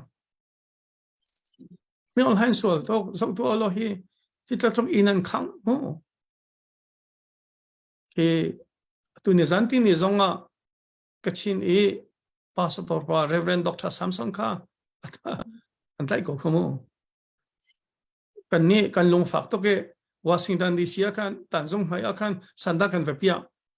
American Baptist Churches USAP headquarters P GSP era GS ating Reverend Dr. Remedy era GS Dr. Jeff Woods era AGS Kansas in era Indiana era anran ha chu kakasi an swal tok changi chu cha chun ASEAN zong hin atu bantok atan lengmang ding he har ngai chang tia kamu e abapi tu chu kati bantok kan ma ne kan ASEAN long bo chan lo abapi begin kan kholipi hakha CDF nan o an kha makha kha thei chin lang ga hao zo ko se Ukraine ko zo ko se President bak ni ko US ram danga kal kli ko lo zong ko lo ante adu lai se lo pi hop ko chumo annu na kha amasa khan arakha congress bi achim kan huzara naite khan ama kha ra bi achim atu ki than chang chu cha chan ko US ne chem patak te adir kam kan ma he million zala som thum parok chatlom te se chin tlak se lo kan ma long han ra kan pe sa lo kan phang di lai lo oh sorry kan phang di lai lo ti kan man ding khe akan za lai lo sena atui politics akan bom paisa akan bom tika kan atu na gen fak de we kan chan khao se atua khan tua chun ASEAN chu ve atang mi bentuk khin ava changi atu US bom na khi kam bun hu se ko atua chun UN Security Council resolution ta chang ma hin Russia ni hin shriam nam hi ko ramin ong hai abom pang re shriam nam hi azor pang re tu tiang he mi hi ta US ASEAN leader po ni jun bun stop okay thau okay thamo silawa US ni khin ta bun I thake Russia kha koram hi sham nam zor til hai ti ban tuk tuk tak man tuk lai khi ta nol pek nak nol ngai mo jun angai asia jun atu hi Russia la Ukraine thong bang lu cha bu umi mi khi khi ta Russia sham nam ya phozam ning la azwar ning kha US ni khize tluk in da athang thak kho ko ram ko nga hin da athang thak kho ma makha lekta la pate lampan hi lampathumum lampakhacho atu da kal mi ka thang ngai atui Burma Act kan ti mi NDA 7776 kan to lokla Russia ko atel to lokle Russia ni hin koram hi bom ha se a bom asia chung kan du lo ti mi kha afai nak la atel chu amma US long hin ati bako Russia le teluk man ati tha chmo pakhat chon UN Security Council kan sari atu ke ti ban to ke atu I bichana kan to mi kha azulwa kan chon aralai khatika khan US le ahoile chon atu ASEAN zong ni khan anti kho thiam khati sia kan chon alam kha abi chinlang mang e me online te he foreign policy jan thấy ngày về chỗ underestimate tu adingan selo chu cha jan ko Russia le ta lok he tha te akom lengwang ben ha chỗ UN Security Council veto an ngai cha da ko akom lengwang na tu Russia jong ke Russia tu jan mei thal asi chamo atu kan ru na kha chen atu van long e aman mi la pilot jong ke Russia ni tel khol cho chon pia ko na cho kha fiang mi se ko e khate vatua tika kan hoi ko mo jong si kam khat le chen a phai sam hu nak jong se ve cho avazot leng mang tika chu cha chen da ko mi on hai te na Russia chan tha bak lo atu le tu avakal leng mang na kha a chan chan na putting man va tong kholo ko mo ram pakhat bi kha kha si taluk jong a ko mi chu za kan ma jong kha kan smart ve hau nak cho atu ban tang US long long man ka si lo in EU le Norway Denmark le Canada le khate ken control chiao kha hau e via UN Security Council jong ati kho ta chuna US Security Council atu chapter 7 ka ti mi kha arms embargo ti mi atel cho metal na zot lai lo ti kha tel cho economic sanction atel cho economic sanction ti mi cho arol e apakan kong ka selo aphai samu metal achok na kong ka se cho atu mai te VOA achimi kol nu ve kha ve amin cho ka ban phil cho du bu mu chi ni ka chimi cho ora kap ni van long e ka nak ni atim na ka hin ting hi le US dollar ting thum kan lak adi e te cho wakhat e hin mo tam ngai cho chu cha chen me on han kan do te ka alam kip do hawe tu zaman tu kan falete te nan ma zong hi kan nan au mi zong hi nan do se makaka me on han kan do te ka kan alam kip do haw a phai sam hu nak zong kan do hawe chen amei thal zong kan do hawe awan long zong kha azun kho lo nak ding kha awan long e arak zong e kan fo lai ti dong ka ro ding ka selo an ti chumo van long azun kho lo nak ding chen adat sin ha kha a pilot zong kha haw khwa ka da van long chia khaban tok zong technical kha atam bi tia a thei mi jan chim ko hita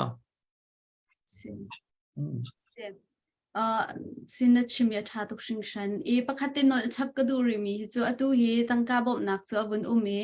HR 2617 na khan tangka bom na ding chu na te in makha tangka bom nak long kha salo in khan shriam nam bom nak ta ama shriam nam shrimin atu sorry atu Hakha ni PDF CDF sia minong hai kan dau na ding cha hin ama shriam nam shrimin bom nak lam kita mo ma bentu Ukraine kong he zo le mang go se mo Ukraine he news arel mi le ta chuna ka Washington Post mo New York Times mo re la khan chen kan hu go atu hi cha hriam nam tiang mo ko hi so sena a thok nak cha hriam nam mom lo kha a thok nak cho phaisa te he bom ko sinain president ni khoi ka ma ka chok la le ka phom ho ko ti ati anram pi ni an dok ti ka khan chen atu cho me thala bok ko cho kan ni kha technical assistance kan pek lai ti asang ta taksi ngai te ti a chen non lethal assistant ti mi cho avoid khat hi level cho asang tok ama belte Olivia akan throi tu na ni alak zia kan thiam hao e kham nak kha kan ma ni kan chau hlan lo sia chen sikolo chumo so ve ban token akan pek chang he alak zia kha ahal zia kha thiam hao rol e o kan ngei lo hi zangfa na ra kan bo mu ti khaselo nan do khet na ka man me thal nan kai mi man hi me on hai nan do mi man hi kan bom na hi phaisa ka ti mi hi amhan ru asi phaisa lo long selo hi ka thlok do ko ka chwa jang lai hi ti cho Taliban an do kha Afghanistan an do kha an thlok in pen bom na cho chon US cho Security Council long bi chana kal hello bi Iraq kha Saddam Hussein ado kha UN Security Council la ma salo tatlang na ma salo chu cha kan statement akan like minded partners ti amani athang ngai ti ke kha US chawza ka chimleng mang na kan ton pawa Security Council long ti lo like minded partners team amale ruana academy hoi kom he ko akan du cha to ko cho cha like minded partners zong tu kha atel chang cho ke alam options kha tam non kha chia ko ama belte kan mani da kan dok tak lai mo tu na ka fak do kan dok lai mo kan ma kan do hom lo kan trust sa ra kan bom lo ti kan bom du shim lai lo nan ma chu kan si ko chu paisa ti mi chu tax kan pek mi se chu mo oni da du lai se attaching thoma na kan le mi pol hi attaching thoma te lang han chu attaching thoma me pi vil te kan ta lo chun atu im haya kal thoma mi kan ra ka pol tha sang jong he se shim lai te mi kha ka zum kau e kam ma rung tlang a thong tim jong hi vai tha sang na kan pek lang mo e kan lom tu shin shan ma na kan ni zom da ri lai kan rak au pang ri lai e au tam deuh ni au kan heri hi thong hi mi kip tam deuh sina than kan hau ri ti mi hi kan ma jong ni kan ni fiang e thong pang tha sia thong pang che sia mi kip ni kan thei ok si rian kan tun thi ok si mi kha tu na kan chip mi vial te hing kan ni fiang e atu jong chun ni chim ben tu chun Ukraine kong happy ta in kan bun zawa kan chun to pala sham nam in bob na jong khara shim na ti mi kha zum na kan nei vai bunda ko si ti mi kha ka bun ruat e control la how chu Olivia control la how chu mo Sì. kan khulipi asimi hakha min abun min khan nan chol la how chu hakha chu kan si chun ha chu control che wa how chu ke zong ra ka somo kan tel pileng mang na lai nan ka sompo a chen mo se chatia Washington DC ni chen khote le ze phai chu thei lo chu e mane ze phai khwa ka sie ka ti ngai man ka ngai pia khom lo an mi thaman chon te ze phai chen hu kho lo chu dong wa kong ha zon thei theng lai lo ha kha chon thei chu phalam chon thei men lai ze chatia ha kha kal nak lam da ka phiat chu mo chun chong chon thei men lai khul pi phiat a phiat chu ti nam man thei men lai mo Senain Pelewa kong ha chan thilo kho men so chu cha chen in akang tik zonga choka in me khu chu na kin in pin me khu chu a chen akang ning tha chu lo du atik zonga in lo du atik zonga khan me khu that na khe chu a khan chen a tha chu cha chen kan khulipi si mi hakha chu UN Security Council zong ne thei England zong ne thei Russia zong ne thei chu peluk zong ne thei chu cha vei tha sang kan cho de ko hau se tha tok shin shan e bia holding te kha ka bun ngai tho mari ko na te kha ni ka zon u thong kha chang ka la te chang ka bun pek ta lai chun u thong ne be holding te abun pe lai ma di in khan cái mình trang các lạc thành des chun be hal na kha kam bun pe thwa mari ko lai mi kha bun chim ku do e o u thong ne bun lạc thành te khan ka zon ni kam viewers on khan ra kar chin thwa ma e ka zon hin pu zau tum hung hi nam ma ku dai ni pian an ro kholo zong khan be hal nan du mi kha comment arak tel shimo asung loi tok chun ruana hal so nan du mi sia mi hi dau hi fiang da un rakan shil phia ti minen du mi te jong comment arak tia shimo ma chun ka zon hal na kan nei la ani he vai abe chim zong ai no am tu ke achimi pol he ka ngai du tok shin chama cha khan rakhal ri ko la atu chu thong sa cha ko pek ta ri lai Sisa Olivia na chunga tampi kan ni lom vai kha kan ha CDF lai la vai la yakal to usla kan ha kha CDF zong chan si kho to kan an chole tu hi kan ma zong ti chun kan hei DRP lang mang ha global level in khata ting khat hi an kan sui piak mi se tu tiang te hi chu mi pin ha nan tang ka tho nak mi pin nan tho nak hong en tling lang mang re e kum thong ni la kum kul la kum thum zong he kan si kho tok chun na tu he ba chet the zai he kan e kal cho ma liaw se e kan hai chim du mi chu tu tan kan dau thlen nak tu dan hi kan Burma ton bia bel bak lo mi se e khi dau thlen nak ama le uk nak achu mi te te hin chun rak dau kal pa lang mang dau thlen nak tu hi cha lang mang ko nain tu tan tluk ya power thong bi dau thlen nak hi chu bak lo mi se chu cha chun nang ma nam hu ninga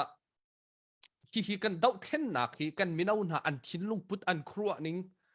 mai thal man hi tlam tingin anizal kholo na te chai la tol tang han ral kap dau du nak thin lung put khi zai kan tilai kan thi zonga kan nun zonga adik lo mi amhan lo mi kan dau hai ti man tuk thin lung put an ngai mi tu minau te kumkul rong kum som vai kumkulin kum som thum kal lak bol minau an thin lung put khruwa ning he vaya atang ngai te se hi zone hi nangmani zaitinda hi kan dau thlen na khitluk tiang i kal hlan kho na asul lam la atu minau na kan an thin lung puthi nangma nam hu na kin zaitinda hi kan ram dau thlen na ka hin hi tluk khin zaitinda a power a thon kho e hi zai ruang big ada hi minau na thin lung hi tluk khin hong hin zai ni hin da sarbik ha ti te kha na bun kan chim kho ve ha ma atu katiban to khan answal to phringshan February tha 2021 ni khati ke anan ting answal to chupina kan ma ha khakolipi zonga tutana kan menaun ha ka fakanga ngai ha mitam pi chu university akai choma mi zongan se university di mi zon se katu ka phale tampi ni tel ha e ka chon ha te an thin long khru ar se amak to chu cha ka fakanga ngai na ka upat ngai na atu CDF asia CNA asia annun ka thap kha ansiam chu panhi te long ka chim lai pakha chu lungkhar kong kha lungkhara khan hakha CDF antang zope CDF antang thantlang CDF an si CNN si zain man khan ti lo muka thai se chatia kan khuwa khe hakha le ka kala khen atu lungkhar le kha to kan kal chu ze phai khen kan ra trai chong thia khen kucha khen na ka tu lung khar le khe kan rak zong e ti mit ase chamo kan ni kan chana kan ke to kan kal chu ase kharang rang ka chu ka thenga ngai ral boy bo thum rong ra ka pe na salo comment da ka tun kho lai ka ti mi se ka rong rang ka chamo he anti paklo chu pakhat nikoma khan kan tu pa te thantlang CDF a minung pathum anthia kan ma khatel arwak man kha arwak khan tuam di zo ngam ding kha sidilo ze phai akan nula pa khan ti ve ze phai kha arwak kha an vui anula pa ze phai se sena thantlang mi se thantlang ka si ti kanun nak pe ka thap chu ti ati go ja CDF analu anti kan te how kanun nak ka thap how ati go chu cha atu tani CDF CNA kan fale nu sal tha pasal than longput hi kan ur ta takna chu cha anma thongin kan te shim lai ti kha ka zo chun panni naka ma kong happy line NUG tamara dwala si zongi kum from thoki vaikha me khuna khan achim ka thai chun kan ma kan CNF chairman pa zongi achim bepi ten kum thong ni la kum kul la kum thum hi bepi nga yi chun chuman tu kan friam arak tlai mi kha he ta PDF CDF ti man tuk mi nau tam pi zong an mala data lai in kan talai cho an mala nak mun cheu he an thau cheu nai kan lung rual kha bepi ngai te ti hi kan tai nak ding cha bepi ngai te ti hi zone he pe tai hin ta nang ma lai ni zai tin da tha pek nak vun chim kho mim ha ma ruang cho tu hi kan ma song hi kan minau nen kan zau ngai tu kan view hi ha kha ha tam bik lang mang stone kan ma song kan ni lom ngai zai tin da an zau kho deuh nak ha ding cha zong hei tu he YouTube hay man tok te zong kha kan vun vai pa cha chun ha kha zong he zau mien tam ngai thau to ne ma che te cho zai tin da lung rual nak zai tuk kan da tu kan ral frang pi kan tai kho nak kan abe pit ti mi te kha na vun kan chim piak kho ha ma kan lung arwang lo cha kan tai lai lo cha fyang ko kan lung arwang cha kan tai lai koram level kan lung arwang hao zi cha tia karen ni sao pi tuk chang kum som sri leng lo ka chin chu te thiam moon an se atu zonga ka chin le karen long nei an tok sia kan ar nga ngai kan ma ni tlak lei จะใครเล่ชินจงในกันตุกหาวีนิชัวเลยการเรียนจงในตุกหาวีอัดทั้งเลยจงนะจะลองมันสิเราโกลโอลนี่ PDF นี่ปีโรตักอันตุกข้อเราจงฮานะเร่งกุนเล่มันเลยจงอ่ะไม่ทะเลปัวหาวสกายน่ะปวกโจมาจังทางไงมุกวิเซมสัตปวกโจมาทางไงคัดที่ People's Revolution นั่นที่มีปีตุจอลันจีมีปีเวียเตะกาเก็บไปกันโถอ่ะกันไตไลจะเวบรรทุกินกันมาไล่ตั้งเลเวลจงอ่ะกันลุงรวงหาวลุงคาร์กงอ่ะกันลุงรวงไงล้อมออกมาไงเสอัตัว CJDC เต็มข้าโอเม CDF และ CNA เวียเตะข้า CJDC มันคัดเตะอันนี้ฟอนดีอัดทางไง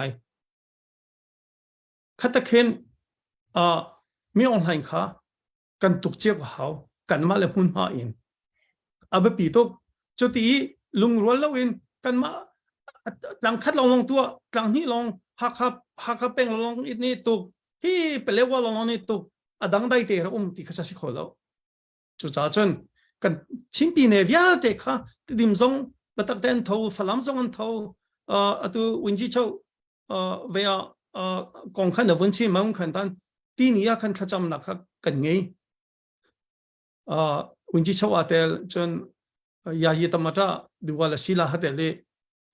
มาอาจารย์วินจิโชค่ะเบียชิมิจูดูมีกองค่ะชิมโจชินนี่ดูมีนกอันตุกโจอติมันหัวขันกุมธาระขันเวอามาวินจิโชจงอาเตลจน CRPH โอกาสจะดังจงมาเลี้ยวจงเจดชิมหัวเดียจชินปอลเนี่ยดูมีนกอันทอกมาซาจูแต่อติอากันฟังยังไงมันตักจูดูมีไม่ทัลสกีกันนักว่าเตกันกันนักเห็นก็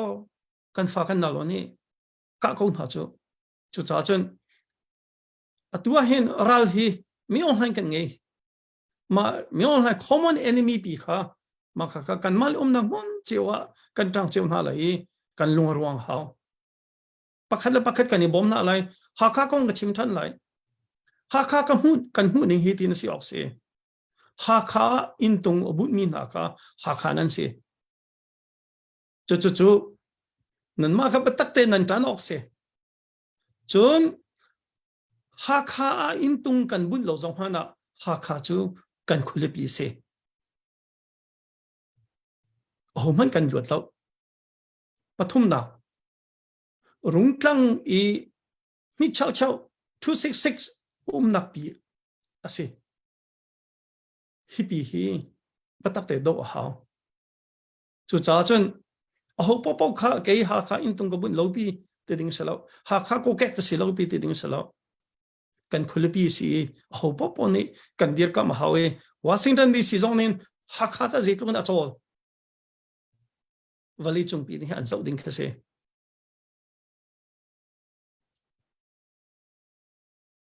เสถาตุกนะวันกันชิปมีอีมาติเสียจนไกกาไลโอลิเวียสินไลคันวันกัลตาทันไลโอลิเวียตุขจานกับวันอิมแพคทันสิทาตุกชนะตุหินกาซนหิน CDF ให้ตีมัวกันไว้กันเรียนจนมีปะเป่าหิมินเอาแต่เตกันเสียจนอุปากันเสียรำดังรำแรงมินงกันเสียจนช่วยตูเวลเตรำกิเวลเตนี่หิมินเอาให้จะลุกอินดาสวลแล้วมินเอาให้กันดาวชุดชิมเฮร์ติมีกาเขาเป่านี่กันไทยกันจังจีนายตัวคันจะเป่าพันธนาวินชิมก็ดูมิจ่ออาเชน Special Envoy Praxocom ตัวสระมานี่คัน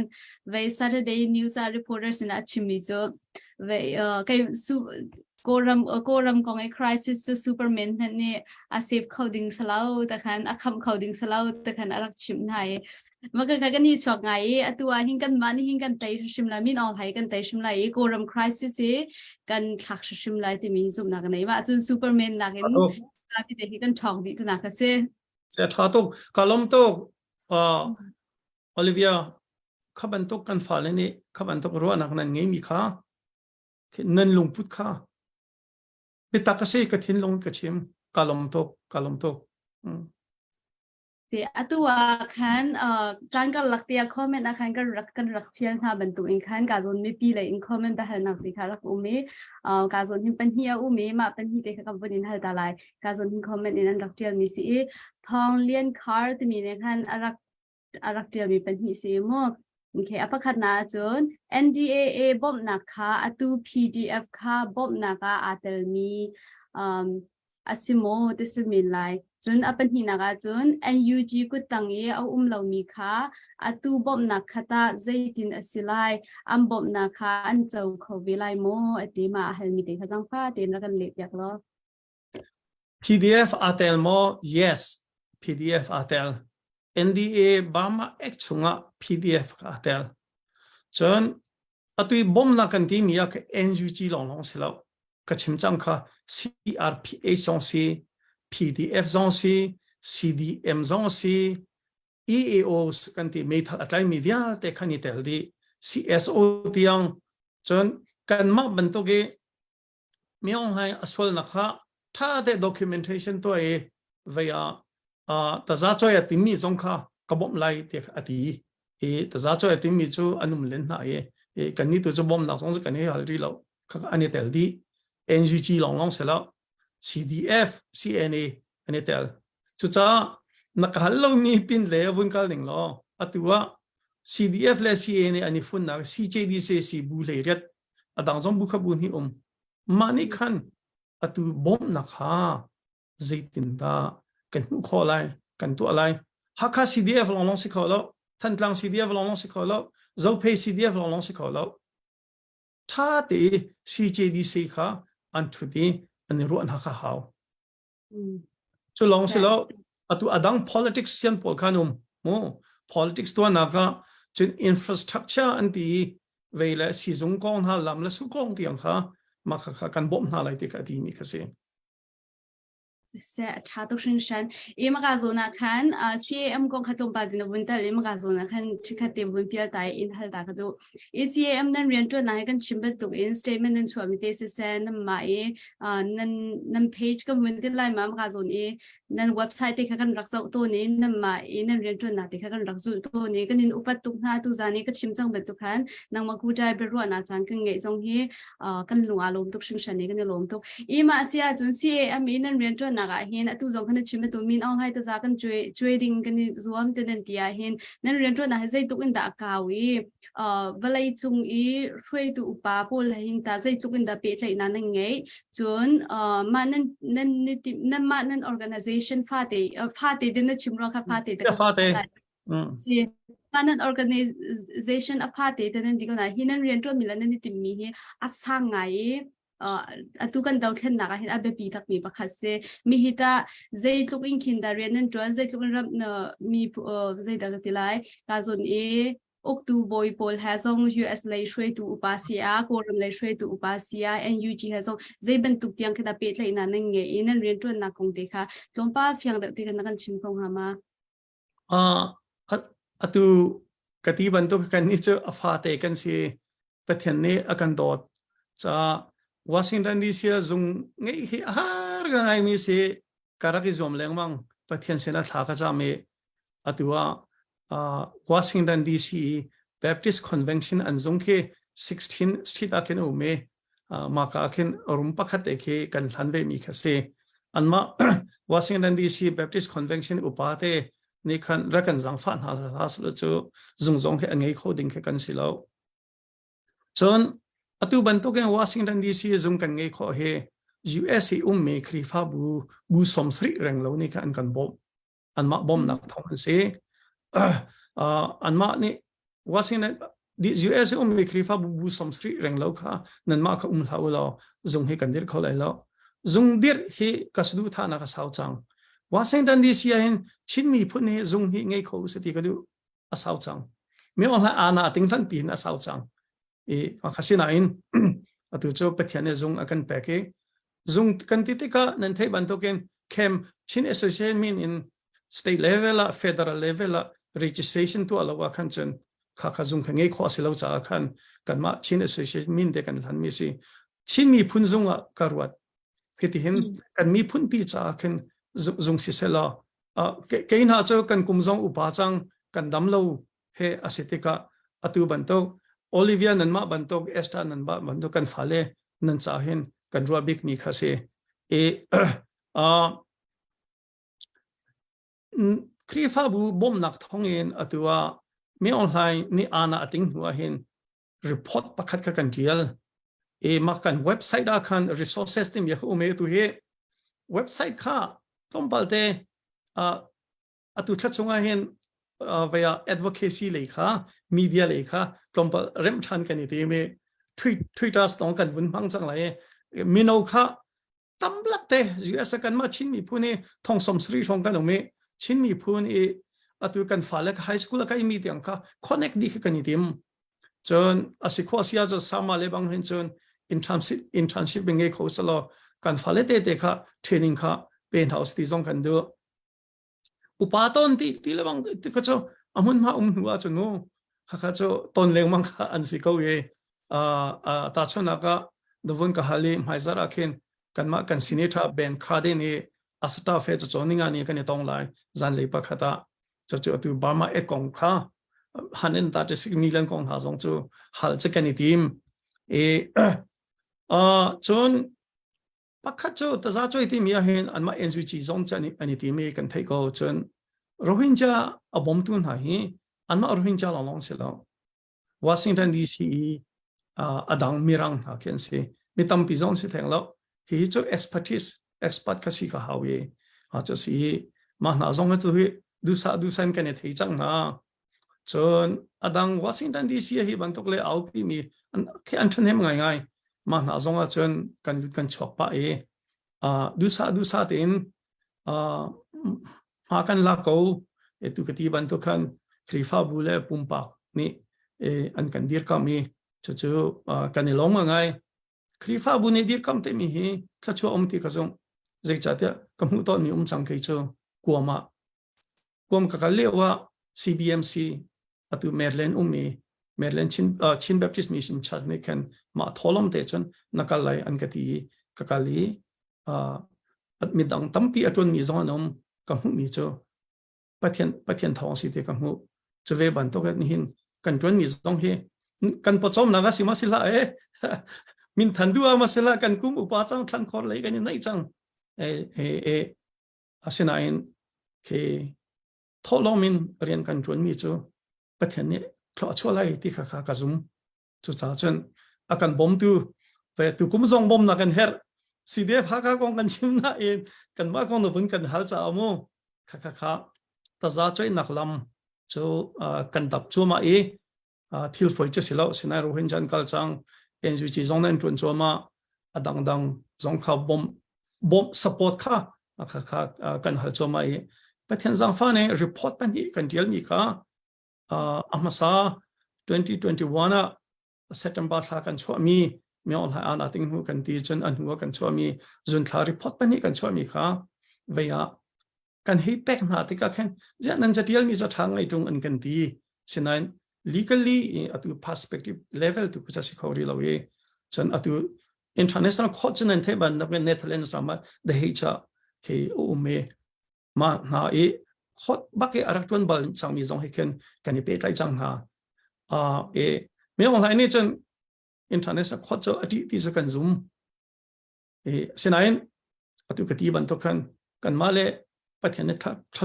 thrang akan pek mi kan ron mi abepi bik cho changwat laka umi fikfa laka umi finglatlang ram tang chung umi pasal than salta nan ma chunga kan anghat mi siko Sisa nan renton na kong song fiang tu kan le tha tu nan chimi nan renton dan he tha tu shin chami US au mi ram la chok mi nong ni chun mi te lai zong hin kan chen chim au kha her nang ma chim zong kha ram na do de mi phun na do na kha ka zong hin kam hu ka bun no than lai upat na kam pe kan long tu shin shan nama organization zonga pathian ni enjoy sangchin ha selo kami punja ahin rian tron tu thas sungsa ka oti mi dong ka zon de hin rongla athon upat nak ni bek pan ha kham bia bun pe kadu asia chun ka zon hin Esther kha ha ban kan sak pek than selo chun ha kan sak di in khan kachim chang ma tu Facebook comment e be hana te te ummi kha kan rak pe ri lai chun ka zon akan zau tu po zong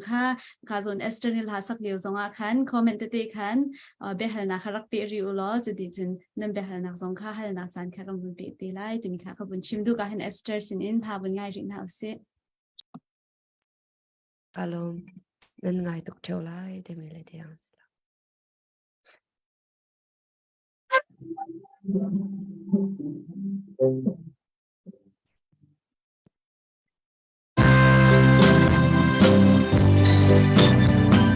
ram dang a kal hoi tot na alang lau lai khua ite ringon ta do sai hai ngay nak thong kanin hal na đam mê nang kum na mo thong bang đam ta tha mo lai ram nang kal nam sa chu nang kha vai kiam tu chiao na nilin la ka than ti he rian sang nan chuan zo na chu rap chер đi kinh tế mình ngay tung theo lại cái tiền nên là đây thấy thầm bát xa na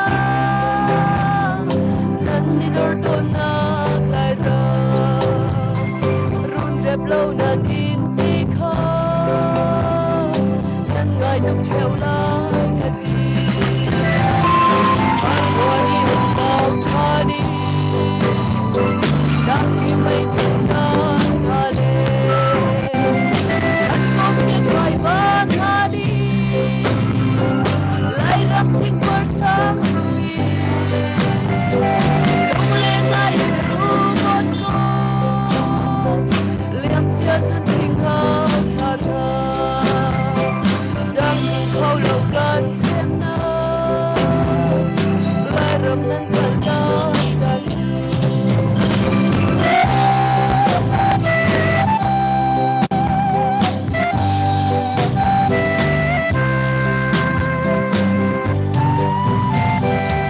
đang cần nung sông a em cần phiền lại lâu khó để khá cần rất ngay cùng chẳng tin thong nên rất thân liêu cha na ôi đôi chiều cần chú lấy đai anh liêm chẳng nghe đi thong na nên thấy gió đã nên lung lên đã lộ về ngã cất đi lại mi chu cần ram âm hết mi nung ni cần không phô ni nên đã ra kia tràn gió đã chun lại ram lắc vấn đề umu mi chu lê cái bay lòng đi lại ram ăn chuối khâu đi lâu Alpita lai pasal lai ram ni an ngai tuk cha lung le thei nan ton chan le nan lung le bay dong cha na zum chu am bang boy si khop bil cha cha cha lo kum cha na liam leng bang bang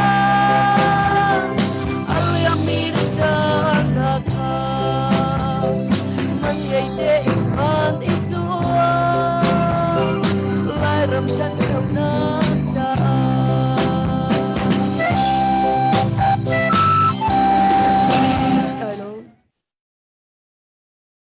second ni lom tak extra vaya na o tha sak mi na la te sum kha thai na chunga tampi ka ni lome e tu zana tlom te vun update tak pa kan du mi chu vaya kahin rung tlang au thong chu nan thai man tukin kahin akan bom zung zal tu nan chunga tampi lunglop na kan ngai akan DRP tu kum thong ni le kum kul la kum khat kum kul la kum ni chung tiang akan DRP zung zal tu nan chunga tampi kanilom i tu zan zonga tlang pin kani chai mi khan nan thai di lai ye kum thong ni la kum kul la kum thum kan phan lai azi chi tak tak mi abe pi tak tak mi kum asilai ti kha kahin kan khuchon thiam na le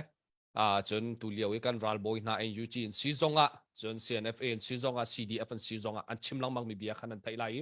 chu cha chun kum thong ni le kum kul la kum thum hi kan zapi ten haumet aliam chia i kum nak zong en fak da un kan tuana haw walai pi zong ni an kan zuan noi an kan tan pi ti kha tu zana atlang pin kan e chai mi la kan i ruwa min ha se chon ni zan ti ni ya tian zana khan Hakha ral kap zong kha tu khan ni chok pa lang mangi kan ma Hakha kun hlun thang lai thonga khan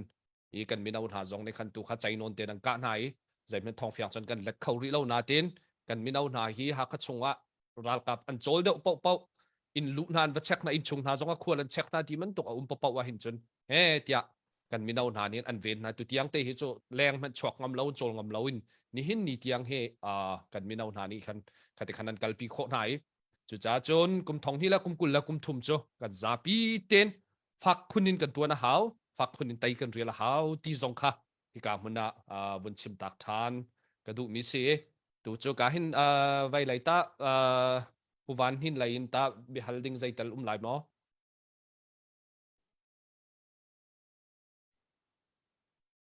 rồi nó mà không vấn đề mình có asui ta ok mà zoom đi lâu kalom tuk shin shan bia ka han bia tin nakal lady cha kalom tuk sister lo matisia chun tuzana comment te rak tial mi zong kha hal ok tha mi te le fian mi te kha cho fiang ten kan raken hal piak na mai lai zonga comment te si zonga share like zong kha kun kan to pi peng ulo chun ara lai mi zalpani zan zong he ka hin kan ma Hakha CDF president atun liu mi ni akan telpi lai ani tim tu ana konga kan chim lai chun kum thong hi la kum kul la kum thum abi pit na kong zonga kan chim lai chu zonga chon ka hin like la share le zau than kho zong hun kan zuam muti zong vun chim ta ka du tu chan chu ka hin kan pa si mi lai mi kan bau chan mi kan pa si mi ka han zau tum ho dok nak be toy share mi pau tha pek nak si pek ka for fiel nak so zai si zong ma share mi pau vun chim nak chan kan vun pek lai tu chang ma chan se lai tu zana hi ban tokin rung tlang au thong ne chan nan ka pek cha nan chong kalom tok ring shan bi tha tha nan ka hale kalom fiang tin chim ka du mi chu CDF Hakha kan tlat na CDF mintat zong ka tan ni chon zakat CNA ka tan zakat a CNA hi ka dir kam ti nol than ka du kan lung ruang hau nan ka hal mi ka thangai ngai salam song he lung khate kan ka ti hau thang lei pelewa min dat he kan ka ti hau atu ban tok chana hin mi on thain kan te lawa zeite ka kan te lai hin na ka chan tham ti lo kan fale ram tang ummi anun na ka thap mi long tenancy kan ni chahi air condition a thang ngai mi in kan ummi kan awe hi a chan chan khwa karwat a au dingam au ngam ding han kan smo ten ha karot senain hi te hi kan ti kho ve mi chasi ko zai cha te mi on han alam kipit do house chata re the mi nanum lai re the do lo mi kan lai chu cha chen thazang cho se pakhat e the thiam se kan mi thama hen mi on hai long ha che ko chang se adang apeng let lang kong kha chu kal tak di chang sala ado ning bel te chu atu ban token bu the riat si che di se ong me akan froi tu te zong kan fel nga ngai ma le peng let lang e kan to lawa hin chan phơi tê cần tê lại lâu tí tim zong ni ama tí tim peng tlang đâu sẽ min ta zong ni ama peng la tlang đâu có sẽ Hakha bel tê tu cho hầu man kan lut lâu kan khole pi si in tung kan bung da bun lawa kan khole pi si hầu man kan lut lâu Hakha tu a chen kan thin long hi chadin ha u se tu cũng chắc cần tay lại cần tay sim lại thà rằng tu nó có chọn được cũng tu sẽ tâm pi cả lom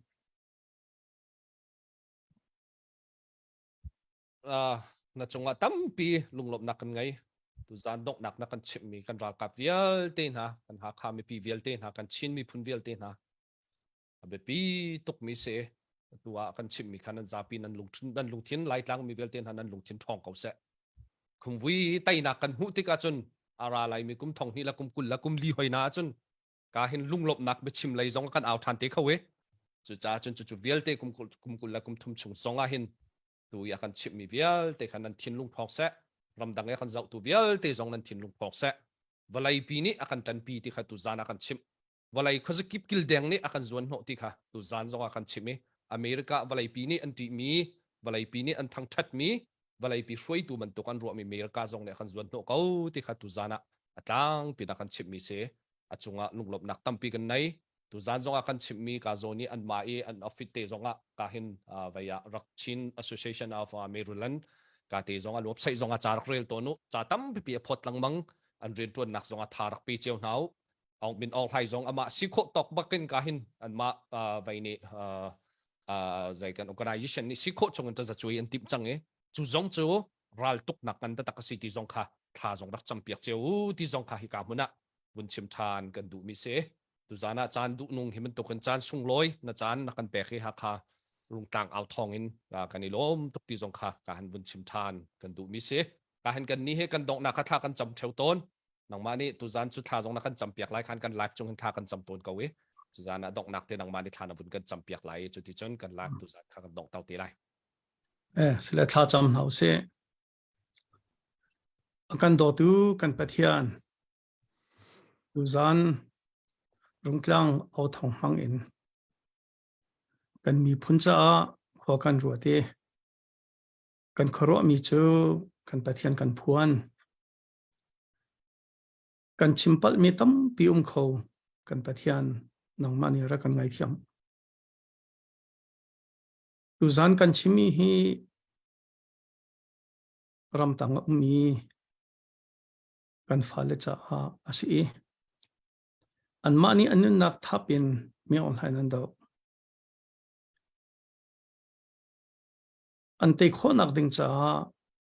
kan pathian kan ma kan ti kho nak lam in kan tang tha jang kan pek na tu zana akan throi tu hungtlang au thonga upavial te zong ni tiang nang mani au kho nak tha jang na pek na dam nak na pek na kan lom tu kum thong ni la kum thum chung zonga nang mani phim thiam nak an her te ka phim thiam nak pen ha lo dam nak khoro kho nak tha jang pe ko na chan tha na kan pek cha kan lom mi on hain kan do na ka nang mani fa pi ra kan tel pi ko kan chan kan dong ter chang thai jing ni chau do long lom la thnom te ra kan pe ko so tia Jisu min tha kan cham kan pathian amen mang tha diu lo kan ti tok than tin ha lai oh